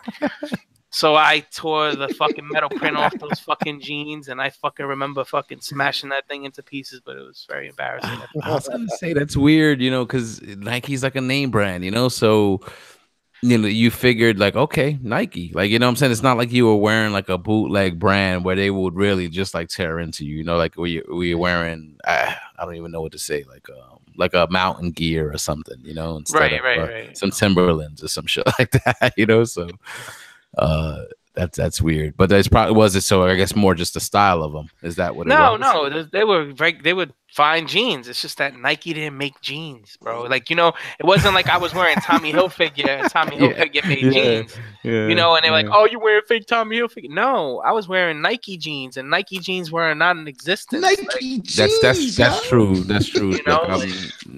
They're not synonymous with jeans. I'm surprised you didn't flip it, athletic Dave. wear. Like, I didn't flip it like, I got the exclusive fucking Nike jeans. It's cool, man. So what is Nike jeans? It's fucking bullshit. You didn't know? Now you know. That's funny. I always just do it, man. I always just think back to like, being a kid, and sometimes when you're looking at, you go visit, your parents or whatever, and you see old photos and you're like, damn, what the hell did they dress me up in? Different multicolored pants or suspenders, striped shirts. I've seen a lot of weird stuff that I used to wear as a kid. Myself, probably like in the 90s, I used to like wear like windbreakers a lot. Like, what I'm saying? I used to always like used to rock. Was it like, windy in New York? This bullshit like vest I used to rock like during the summer sometimes. You know what I'm saying? I've seen myself like in pictures like being 16, 17 years old. I'm like, what the fuck was I wearing? Those windbreakers. Do you remember the windbreakers from Old Navy? And they used to come in the pouch. Yeah. Mm-hmm. You were able to take them in and out the pouch, and they were. Yeah. Those were in style for a little bit back then, but. Remember starter jackets? Like you fucking wear starter jackets, like and flip them inside out. Do you ever guys do that? Yeah. But you had to make sure you had a real starter jacket and the right print was on the outside. Barter jacket on the inside. Barter. What about those hydro shirts that would like change if they got wet or you touched them? Hydro colors. Thank you. Yes, that's what. I think I was too young for that. Yeah, maybe. Probably not embarrassing.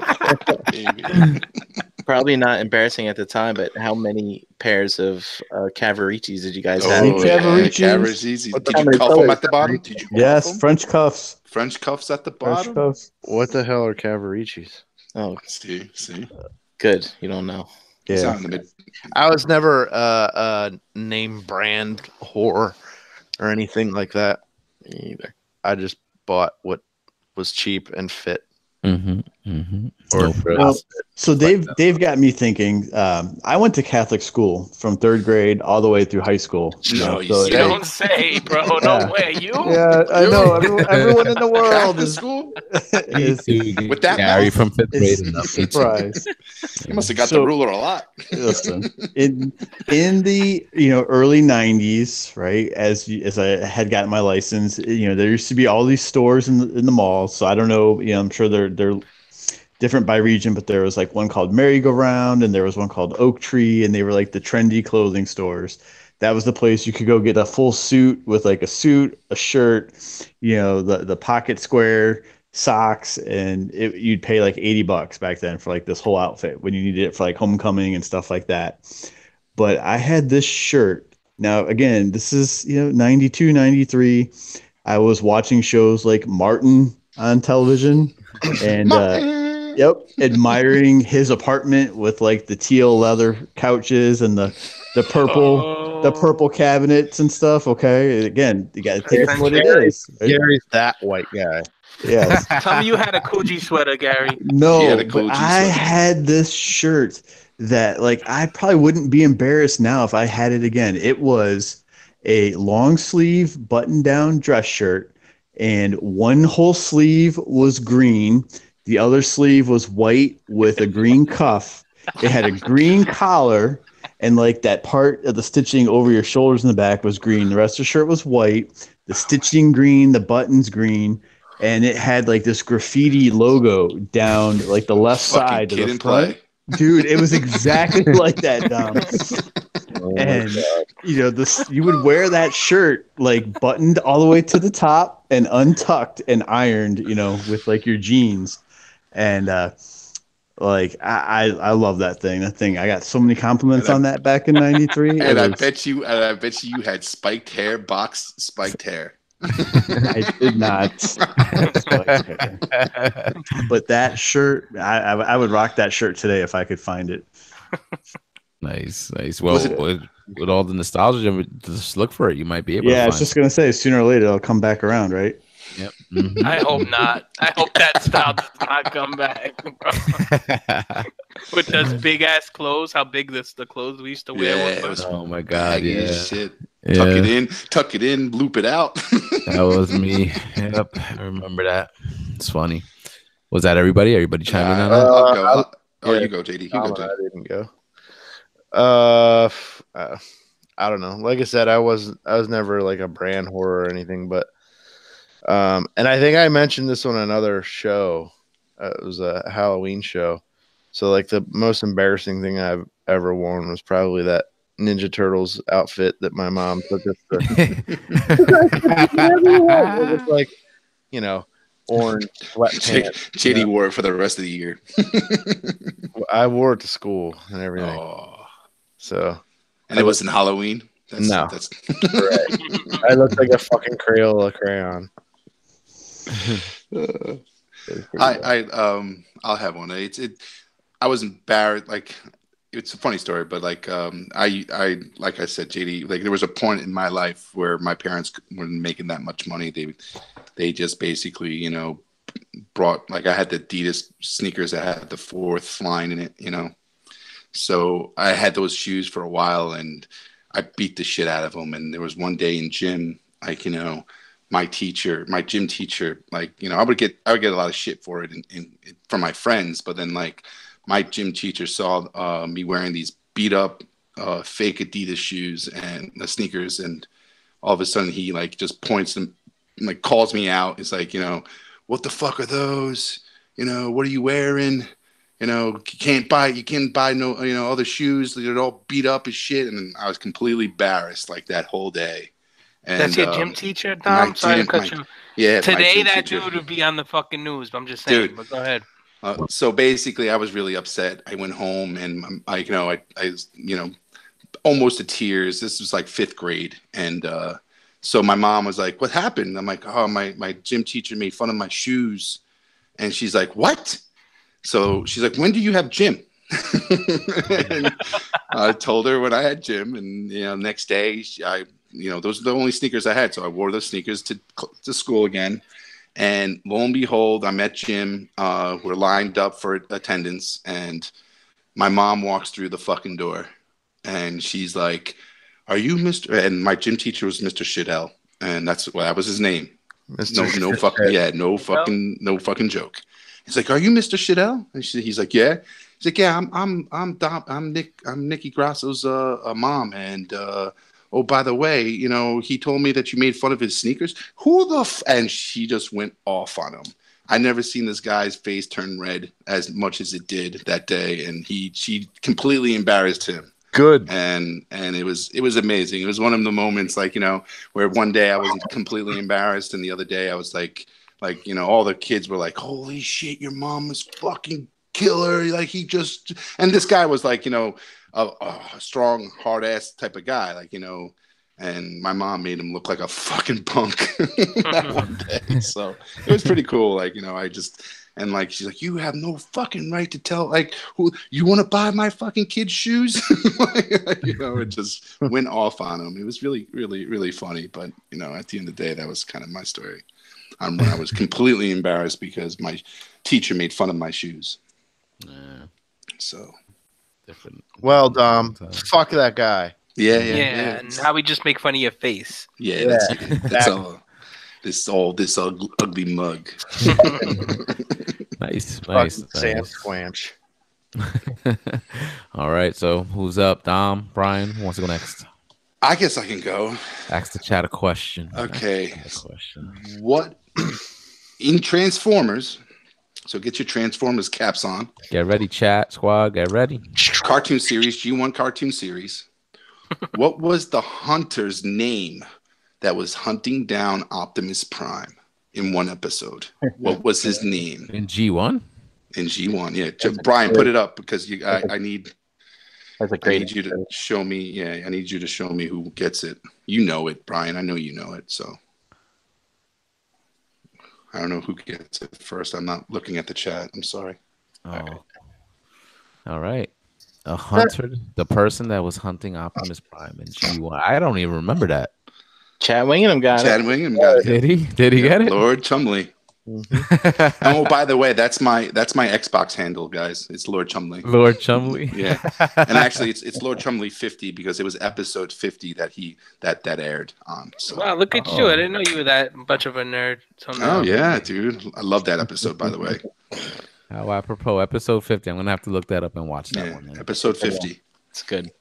All right, so good episode. Good Optimus episode. Yeah, it is. It is. Nice. I'm gonna have to check that out. All right, Chad Wingham, you got that right. So pick a number. Yeah, pick a prize, Chad. Everybody's still Googling. Yeah. Except for number 22, obviously. So pick a number. Is he the only one that answered? Wow. The only one that answered. Yeah. Good shit. Wow. He says 14. 14. Ask a question. Ask a question.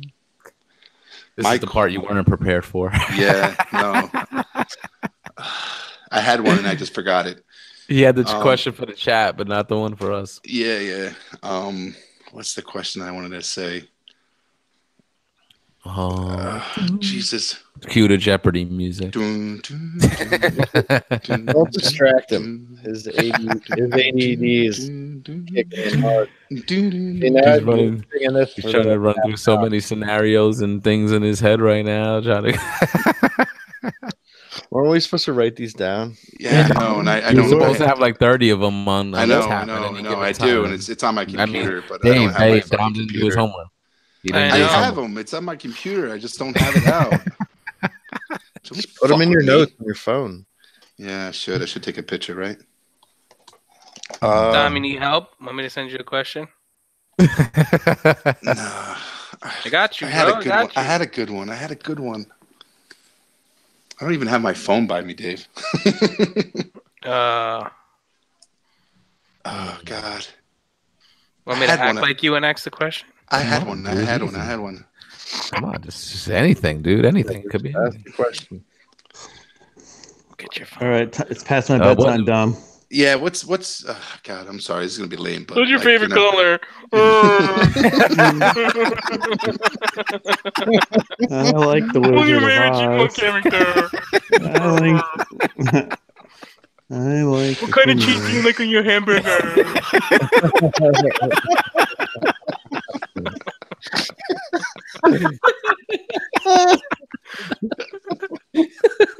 what? Spit it out already. You stole my Hey, question. Julia.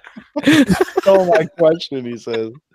You stole that question. That was a good Which one question. was it? What cheese on your hamburger? That was a good one.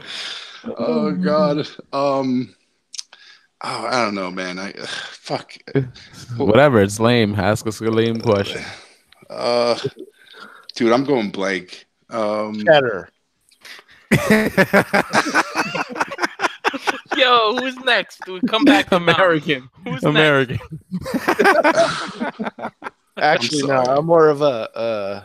Oh, now I'm not going to remember the name of it. You don't remember the cheese you are? Munster cheese. No. The fucking You're more of a Colby. Gruyere. Colby Jack. Oh, I had one. Good. Tell me a time and when, if you ever got beaten up, or have you ever beat somebody up, and how'd you feel about it? Like, what was your take on the whole experience? I'll just get this one out the way. It's lame. Fuck you, you fucking old man. I go through a scenario living in New York like this every, I want to say, 5 or 6 years.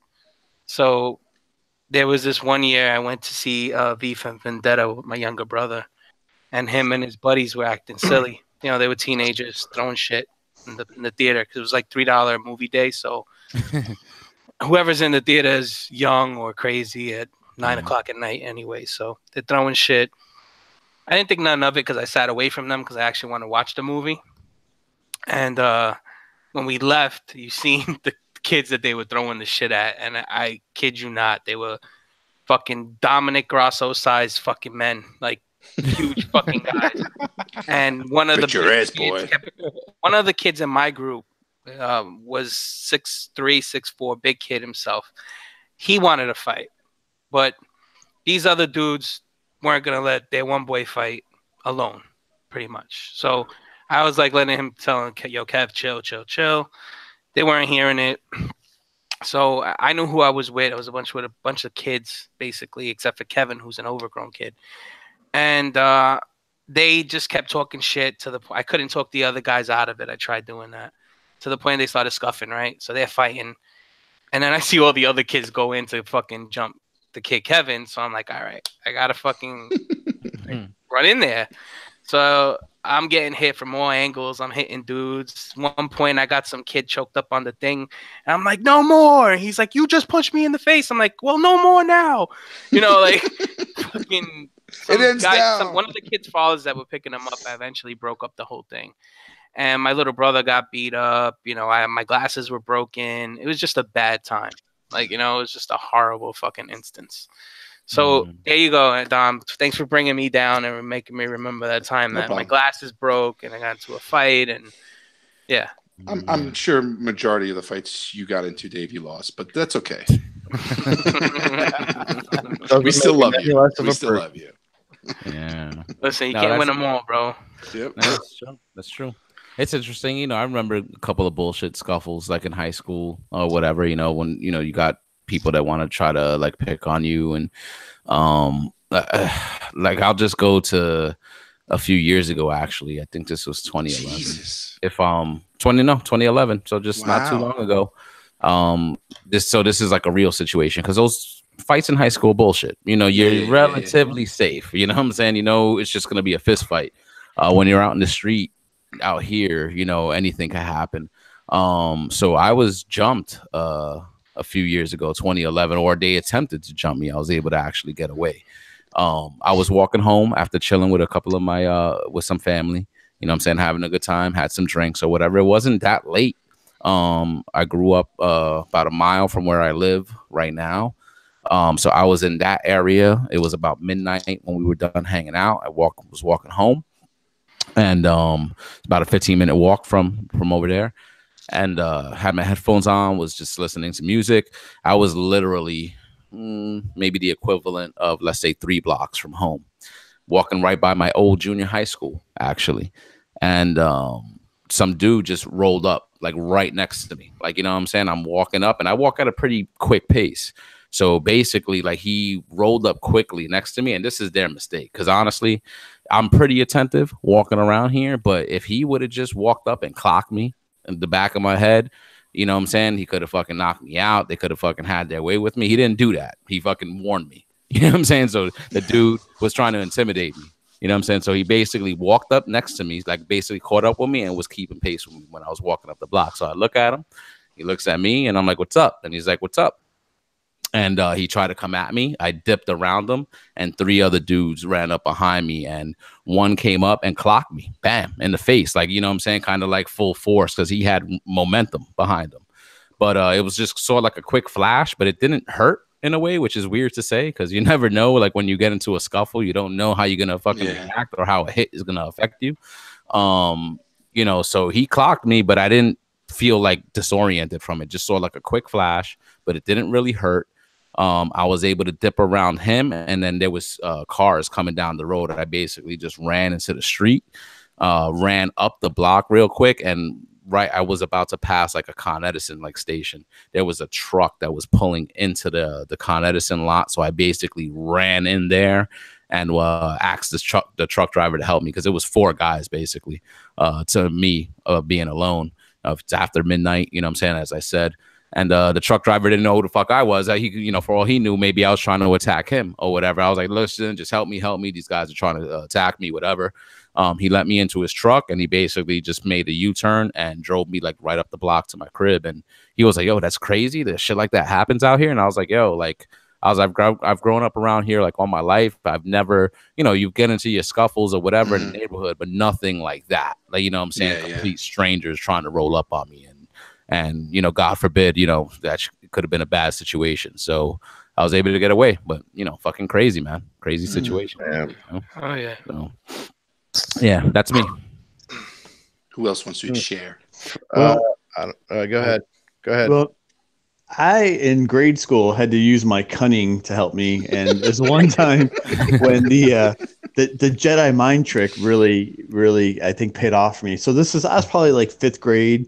You know, and then grade school went to 8th grade, and would walk home from school with a couple of classmates, right? No one ever really got hurt, but like the older kids would kind of pick on you a little bit, or, you know, try and be intimidating.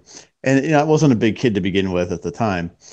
So we're walking, and there was a kid that I wasn't really close friends with, but he lived like down the block from me. So we'd end up walking together to pass the time. I remember his name was John Lester, and I don't think he listens to us now. But he would mouth off, you know, and he'd be that kid that would just kind of not know when to keep his mouth shut and kind of instigate more stuff. So the 8th graders, I said about 4 years older than us, were kind of, you know, starting to mess, and they were like behind us, and they were kind of yelling up at us like they were gonna, you know, catch up to us and things like that. So this kid, John, being the way he was, would mouth back to him, right, and call names and say stuff. So before I know it, right, they're kind of like chasing us down. And I'm like, I cannot run these guys. So I kind of just keep walking slowly, right, just do my thing. They run past me and chase him down because he's the one mouthing off. And he looks back, he's like, Gary, you got to run. And I'm like, well, why should I run? I'm not the one being an idiot. I'm not the one saying stuff. And these 8th graders are like, yeah, he's right. He's not the one being an idiot. They just like ran right past me, and then you know, with my last name being Allen, one of them I'll never forget, thought it was the funniest joke in the world. Be like, oh, it's Gary Allen Wrench. I was like, yeah, that's funny. So I just kind of humor and kind of chuckle around, and I don't know, nothing ever happened. So I just tried to, you know, use what I had, I guess, at the time. That was pretty slick, Gary. I thought you were going to say I offered to do their homework or something like that. No. I just tried to use that basic logic, you know. I'll buy a cookie at lunch. It really was. No, it was just, I was like, I haven't done anything. And they're like, he's right. He didn't do anything. It's just kind of funny. You can have my Zcat Ricci's. All right. For me, I don't know. I've been in a lot of different fights, but I guess the see, I don't know. Because you're a hoodlum. Look at you, you hoodlum. I don't know where to go with it. Whatever's the most kind of unique, whatever stands out to you the most, I guess tell that one. You know. I don't know. Okay, so I don't know. I've never really felt a certain way after I fought somebody, unless like I got jumped, which that shit sucks. It's not fun. But no, there was like me and like 4 of my friends went to some party. This was back when I still drank, and whatever happened, these like a lot of the people, especially the people's house it was, we didn't know them, and it ended up with us, like the 4 of us in the middle of their living room, and everybody was like trying to fucking jump us, and I'm just like kind of laying on the floor laughing because it was a bunch of kind of like a mosh pit, like a mosh pit. No, like, there wasn't any music playing. Oh, geez. But you're sitting back laughing, so I'm just thinking I'm enjoying it. I'm great. I'm having a good time. I'm like, these fucking, can you believe this? They're like, they think they're jumping us. There's like 15 guys standing around us. It's fucking stupid.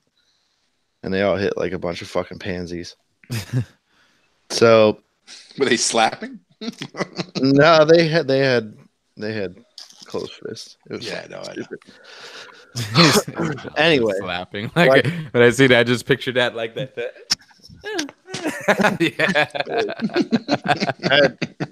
Yeah, I mean, they would have caused more damage doing that. Oh man, that's funny. But anyway, like I guess I felt bad. Like my one friend was not a fighter at all. My one friend Kevin, he's like a little dude. He's quiet. He likes computers, and you know what I mean. He's kind of nerdy. He's really awkward. But yeah, he's not much of a fighter. He was in art. He was with us, and like he's trying to get out from under everybody, and like the other 3 of us are trying to just start shoving people, getting everybody out of the fucking way to get him out. He's just like, he's kind of freaking out a little bit. So we get him outside, and he just starts limping. And he's like, somebody stomped on my leg here. Like he went to the hospital, had an X-ray done, and broke both of his bones. Oof. Oh wow! Yeah, that sucks. It's one of these big fat rednecks fucking stomping all over him. Ouch. Yeah, fights. I don't know. Some people like to have them. They could say they're having fun, but for most, it's not a fun experience. My blood pressure's up. Now, Brian's last, and then I can imagine. Brian, have you ever gotten into a fight? I can't imagine you getting into a fight. No, not really. There's this one time though in college, my roommate started throwing punches at each other, but it was kind of serious. Stern with somebody. We were at a party. You could have just met your breaking point with him. You spend some time with somebody for so long. Yeah. You just like, I don't know. We're at a party. We started having disagreement, so we started. It wasn't full-fledged fighting, but anyway, one of his friends was there, thought that like we were really getting ready to throw down. And I remember tossing someone over a keg at one point. I was really drunk. But my roommate's friend like started punching me from behind. And then before I knew it, I was like up in the bathroom, and there's like some girl there like taking care of me, like wiping like blood off my face and shit like that. And I don't know. That's all I remember. I think someone punched me in the nose though, because my nose was fucked up for like a week. Oh. Brian, I think I heard of that. It was like 14 people dead. one guy managed to walk away. His name is unknown at the time. He was a white male, about 6'1". There was a fight down the beach once as well. Me and my roommate were on the same side, but I will not tell that story. Well, I guess I'm last to go. Well, I have never been into a fight in high school or college or anything. The only person I ever fought, which I never even threw a punch at, was my brother. My brother cracked me in the jaw one night, and it was basically, I was working. My mom calls me up and goes, "Your brother is all upset. He's at the bar. He broke up with his girlfriend. Go over there and talk to him." And I'm like, "Oh God." So I drove over to the bar and fucking sat down. My cousin was there, and they were already like probably 6 drinks in. And through the night, he kept drinking, and he went to the bathroom, and I ended up grabbing his keys because I didn't want him to drive home. So basically, he came out of the bathroom, finished his drink, and I'm like, "Come on, Jerry, it's time to go. You know, it's getting late." And he's like, "Okay." He's like, "Where's my keys?" I'm like, "Don't worry, I'll drive you. I'll drive you back home. Don't worry." He's like, "No, I want my keys." And we kind of started just trying to get him out of the bar, and he did. And about halfway down the parking lot to his car, he started getting a little aggressive. And I'm like, "What are you?" And this time, you know, my brother was a Marine, so he felt like he could, you know, take me down or within like 3 moves, whatever the case may be. And I was like a college football player. It's like 2 moose going at each other. Yeah, my brother's pretty big. He's about my height, but he's a little slender than I was at the time. And you know, we're built, you know, bone wise, we're built differently. So all of a sudden he swung at me and clocked me right in my jaw. The first time I ever took a punch into the face. And I'm like, you know that moment when you get clocked in your face and you're like, does this just happen? You know?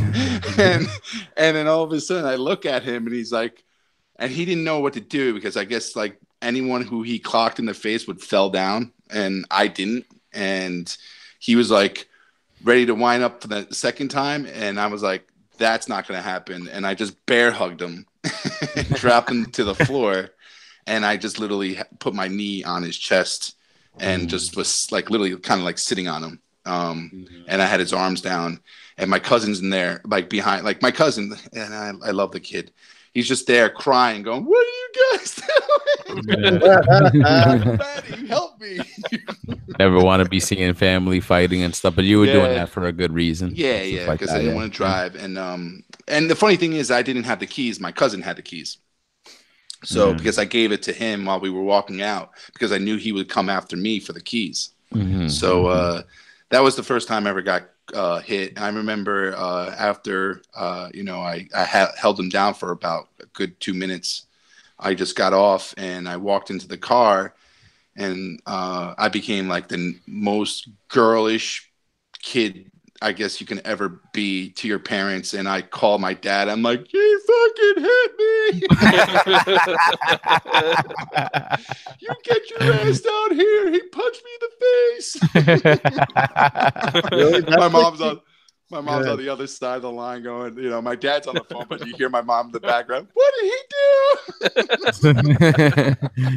Oh my God. So my dad eventually came and picked him up and, put him in the car and drove him home. And I drove home, and, you know, he never apologized. He never apologized for that day. He thought I was treating him like a kid.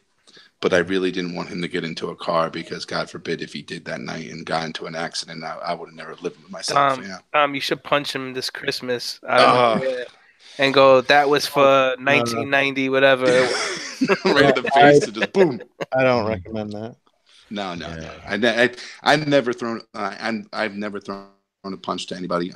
You know, in anger, you know, fun and games, yeah, no problem. How much do you know about yourself if you've never been in a fight? Yeah, I don't know. That's amazing. That's why me and Dave, I really want to fight and beat the shit out of him. Uppercut at the next fight. It's funny you say that, because like hearing some of your stories, like growing up for me, like my friends, the kids that were my friends from 10 years old to almost in my early 20s.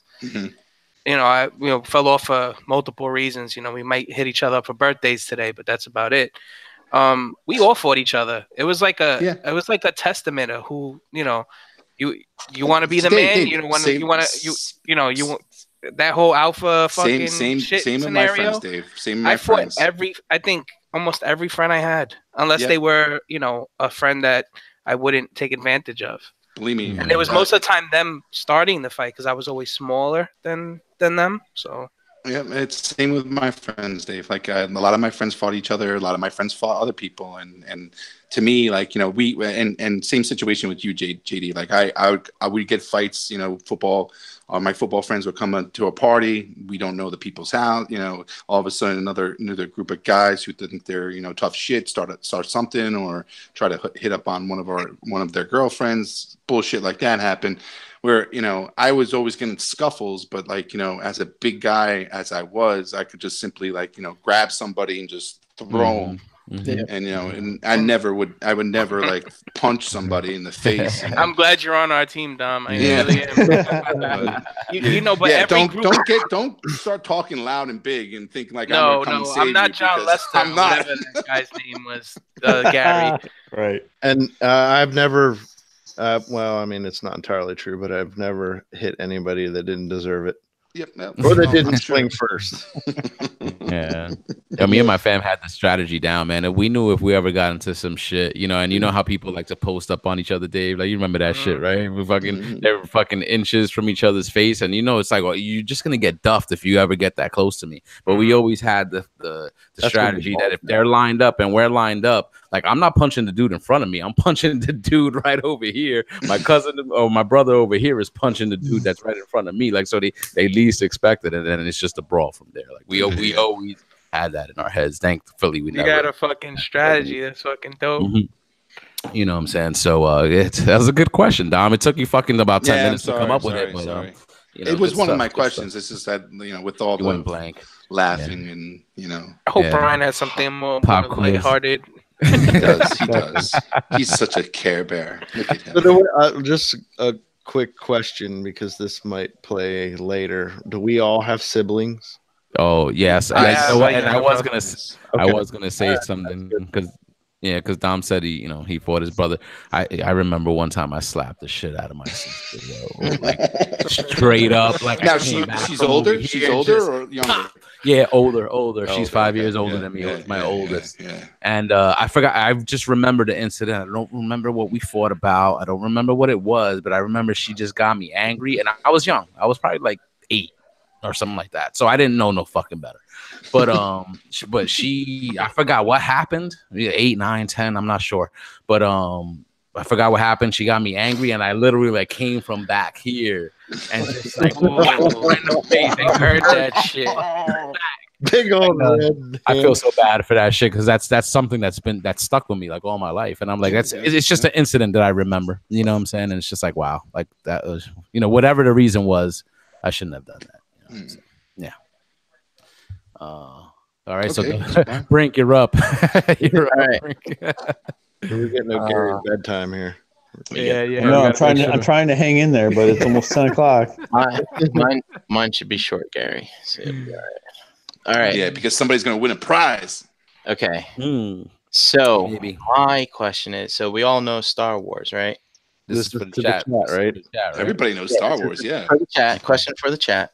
Okay. So, there's this one planet in Star Wars that comes up multiple times, and there's like jokes to it, like, "Hey, I'll never have to come back here again." Blah blah blah. I think this planet shows up in the three, at least in the first couple trilogies 5 times. And what's the name? So that being said, what's the name of the planet that the Death Star blew up in Episode 4?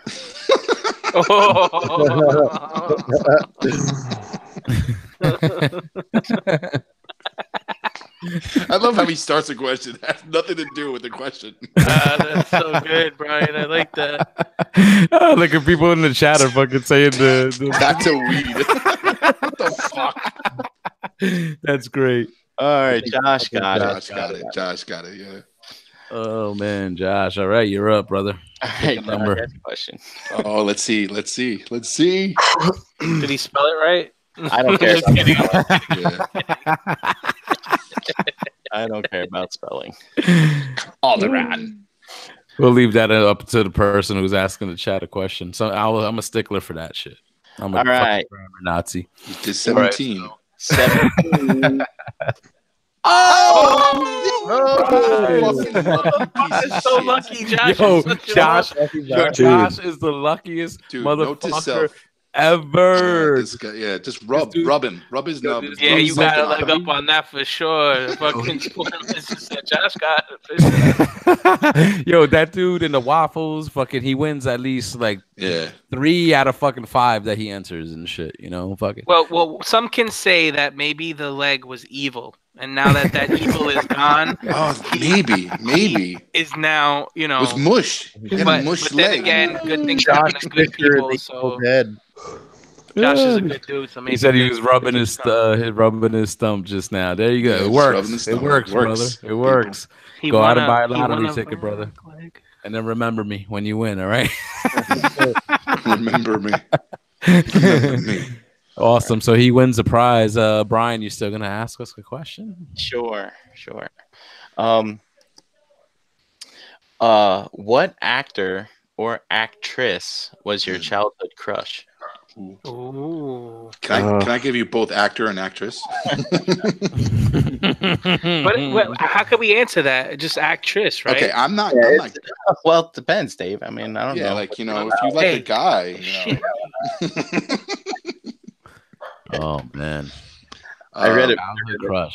My actress was Sandra Bullock when I was a kid. Oh, was it Speed? Mm. Or what was No. Love Potion number 9. Ooh. Oldie but goodie. I just fell in love with her in that movie, and I thought she was the hottest thing. Yeah, I think for me, earliest memory for me is probably like Kim Basinger in the first Batman, the '89 Batman, Vicky Vale. Ooh, Vicky Vale. You know, kind of like I was 9 years old at that time, so kind of like, when you're starting to see movies, you're starting to retain memory. So it's kind of like, first kind of like women you see on the big screen, at least as far as like what I could remember. I'm sure there's others, but yeah, she was hot at that time. I know who mine was. I used to watch Who's the Boss, and I liked Alyssa Milano. Milano. And for years, I thought she was like the hottest Oh shit. God, Like, son. She still looks good. She was my neighbor. And she did all those films too. You know what I'm saying, on Showtime, like back in the day. Mhm. Embrace of the Vampire. I was going to say Embrace of the Vampire. Yep, exactly. Gary knows even the second. Fast forward to 17 minutes, 22 seconds in. Finish shot. That's funny. Oh, that's great. She did a bunch of those. So that's great. Nice. I'm going to go with We know you. who's me, Dom? Go ahead. Isn't that girl from I don't know her name, but like Tia something? Tia, like Tiffany Amber Thiessen. No, Tia. I talked about Tia Carrere before and meeting her, and I've got her picture up over there, actually on the yeah, wall. you got smile. Dude, Showdown in Little The one with all Tokyo. the, She was the nude. picture with all in the that. stains on it. Showdown in Little Tokyo, right? If I were to go with another, childhood crush, I'm going to go with Elizabeth Shue, not from Karate Kid, but Elizabeth Shue from Adventures in Babysitting. Yes, That's a good one. I like that's a good one. That's a good You're one. taking all my answers. I'm going down to third string here.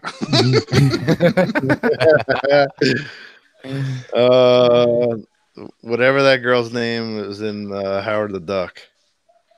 She was in a bunch. Leia Thompson. Yeah. Oh, the mom from Back to the Future. Yep. Yeah. First Yeah, one. Yeah. Sweet. You can have That's these good. back, JD. Yo, Tia Carrere is a good one, Gary. Like Showdown in Little Tokyo with Brandon Lee, Dolph Lundgren. Dude. She was nude in that. He knows. I met her 2011. That was 42. She complimented my watch at Wizard World Chicago when I saw her in Autograph Alley. I was like, "Yep." Damn, that was your sign right there, Gary. You could have fucking. Yeah, Could have been missed living opportunity. That was good. She was good. I like your watch.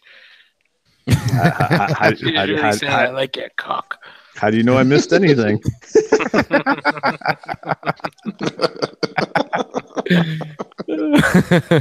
Oh, was that everybody? Brian, what was yours? Oh, so let's see. Dave took Alyssa Milano, and Gary took Elizabeth Shue. Oh, Ralphie had a good one in the chat. I'm not even going to shout it out. good one. Good one. Good one, Ralphie. I'll get so this third string. So don't fucking. She had messed up teeth, but I'm gonna go with Jenna Von Oy from Blossom. Really? Yeah. Is that with the girl that played Blossom? Yeah. No, it was her friend. It was her friend. Six? Yeah. Yep. Really? Get Which the one of those? fuck out. Come on, Which one Brian. of those shows was Topanga in? She was fucking hot. Oh, Topanga's- Topanga's. was Yeah, cute. Boy Meets World. That Girls yeah, Meets World, yeah. There's no doubt there. Did you see her lately too? Yes. Good. Nice. Yes. It looks good. Don't Yep. they still do that show now? They did do a adult version for a couple of years, but it's done. Oh, all right. Oh, nice. Okay. Good stuff. Josh said it was her friend 6. I guess that's I want to know what Ralph said. What'd he say? It was. Stacey Dash. Oh, nice. Oh It's a yeah. nice one. That's getting into the teenage years. Yeah, exactly. You know who yeah. I liked? I liked Jennifer Love Hewitt. Oh, yeah. I Actually, don't know Jennifer what it Love was about that girl next door, but she had some nice titties. Yeah, If you ever yeah, see- Jennifer Love Huge. she's in this like massage movie where she's like Yeah. a masseuse and she's doing like She extra had on those the puppies for a while. Yeah, Dave, that was probably the one I should have picked. I forgot about her. side. Yeah, there you go. I'd go with Mervin though too. Christina Applegate. Yes. Christina Applegate. Applegate. Oh yeah. Children. Yep. Easy Fresh says Winnie Cooper. That's from Winnie Cooper. That was the girl My- from what was My that show? first look at Wonder, that girl, Wonder Years. Yeah, Wonder Years. Boom. There you go. Dude, you know, an actor that I thought was really hot that I probably would flip for was Tom not Cruise. Tom Cruise, no, Antonio Banderas in Desperado, dude. On sorry. that note, Colorado. Jose, do the outros. now, please. Seriously. Gary Allen, hit me up on Facebook. Damn, Gary. I may or may not be here if Dom comes back again because, I don't like where this conversation went. And someday I'll get back on Gary, Instagram. what John Claude Van Damme didn't do the split Yeah, for you, I bro? think I know. He's hiding something. I know, Gary. Come on, come out. Double Impact when he was Dude, twin. do you remember when he There did was that, two of them. My God. that dance scene he did in Kickboxer when he was drunk? Yeah. Yep. He's like, why those men try to hurt me? He's doing like capoeira. He's like, because I tell them, you say they no good fighters and that their mother have sex with mules. Dancing, Yo, dancing. Salma Hayek Oh. from Dusk Till Dawn. From Dustin. Oh, Desperado. dude. Hot. Fucking hot. I think we could probably leave it at that though. Mhm. Was that everybody? Everybody chimed in? Yep. All right. Sweet. That was a good one. I like that one, Brian. That was good. All right, cool. That was good. Some nice reminiscing. I like this game. We're up next week. Me, JD, Gary, we're up next week. Think hard for those questions. Yes, I'm JD, sorry, guys. Yeah, Gary. Yeah, we'll be respectful of the listeners, Dom. We won't make Sorry. That was funny though. That was pretty comedy. So shout out to the chat squad. Thank you for everybody that was watching, listening, and participating. I'm Tonight. just glad none of you guys chose cartoon women. Jessica Rabbit. Brian, that's a different thread right there. All right, different question. Nah. Yeah. Who's that female bunny in Oh, Looney Tunes? no. Kim Basinger Lola from Bunny? Cool Lola World. Bunny? Cool World. Lola. Lola Is it Bunny. Lola? Lola Bunny could get it. From Space Jams? Dude, the Baroness will kick all their asses. Ugh. Oh, Hollywood. that's a good Dude, one. what about Betty Boop, man? Oh, come on. I'd take Once- Wilma. I like a redhead, bro. Fuck Betty that. Boop is classic. Dude, no. Baroness. Oh, If it was a redhead, it had to be Scarlet. hey, save that. But that's a future question. For this thing we're playing. The hottest cartoon. If you got stuck in a cartoon, who would you want to play? Oh, sure. There's a whole list that we could go through. Oh, So- I could make it even weirder than Ralphie, that. Ralphie, We could go weirder than that. Ralphie got a good answer in the chat from the comic books. She's very well endowed. Just read the chat for his answer. So, Gary, I agree with you. I think we're gonna call it a night. Thank you to the chat squad again for participating and having some fun with us tonight. Let's run it down the line, get some where you at before we say goodnight. ROC Hangout will continue next. So first up, Brian Brink. Let him know. Brian Brink in the Facebook groups and at Brinklizer on Instagram, and standing in line to deliver 5 packages tomorrow. Ooh, make that 6 packages because Josh is a winner. Yes. The winner. Winner chicken dinner? Winner, chicken dinner. He might just get a chicken dinner. Yeah. You guys are up. Get a KFC bucket. Get him some Jollibees. All You're right, gonna use the bucket to hold himself up. Jeez, damn. Yeah, but shout out to the Mythic Mule, or I love that moniker now for Brian Brank, hooking up everybody. A lot of members of the realm with some Mythic Legions figures from over the weekend. Actually, yeah, maybe we should get a Legions figure. Who's giving one up to Josh? Dave? That's commitment. That's Love you, Josh. Not that much. Exactly. We respect Josh, but we don't like him that much. Dave's like, fuck that. It wasn't my question. He won. That's right. All right, big Dom. Let him know. You can find me at any Mythic Legions dealer table or at here Tuesday nights with these guys and on the Facebook groups at Dominic Grasso. All right. Energon Addict. Oh, Energon Addict on Instagram here on Tuesdays. Done. All right. Done. G money. Where's the plastic? Gary Allen on Facebook. And G Money 1010 on Instagram. I'll shout that out for you too. Yeah, some days maybe. All right. Some Again. days. Okay, so JD. Pigment Surgery on Instagram and Xbox Live. Here every Tuesday. Tomorrow night, all new figure banging. Figure Figure banging. That's right. And as for myself, Facebook, Twitter, Instagram, Xbox Live, and the PlayStation Network, all at Harrick and BX. Please check out the latest episode of Verbally Challenged with Harrick and BX. Bring you the ToyCon New Jersey experience. It was a really, really good one. So listen to that one, please. And here every single Tuesday night with these fine gentlemen on every break. single Tuesday. The mold. Every single Tuesday night. No days off. All right. And guys, before you head out, remember to check out the website, realmofcollectors.com. We're on Instagram at Realm of Collectors. Remember to check out the Facebook group, Realm of Collectors.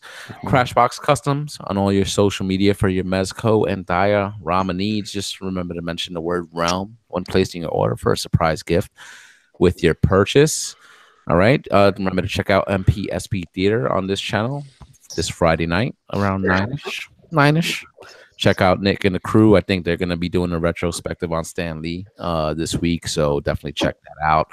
Looking forward to what those guys got going on this Friday night. This show is a proud part of the Cool Table. So please pull up a chair. It's a network hub for like-minded podcasts, including Enter the Realm, Plastic Fanatics, Jane, we're thinking about you. Get better soon, brother. Shattercast Uncut, Toy Detox, Nerd Rage Radio, Beer and Bolters 40K, Stasis Lock 8 weeks building up to it, and Fresh Communication. You can find the Cool Table page on Facebook along with links to all those other awesome podcasts. All right, guys, ROC Hangout continues next. Thank you to everybody watching and listening.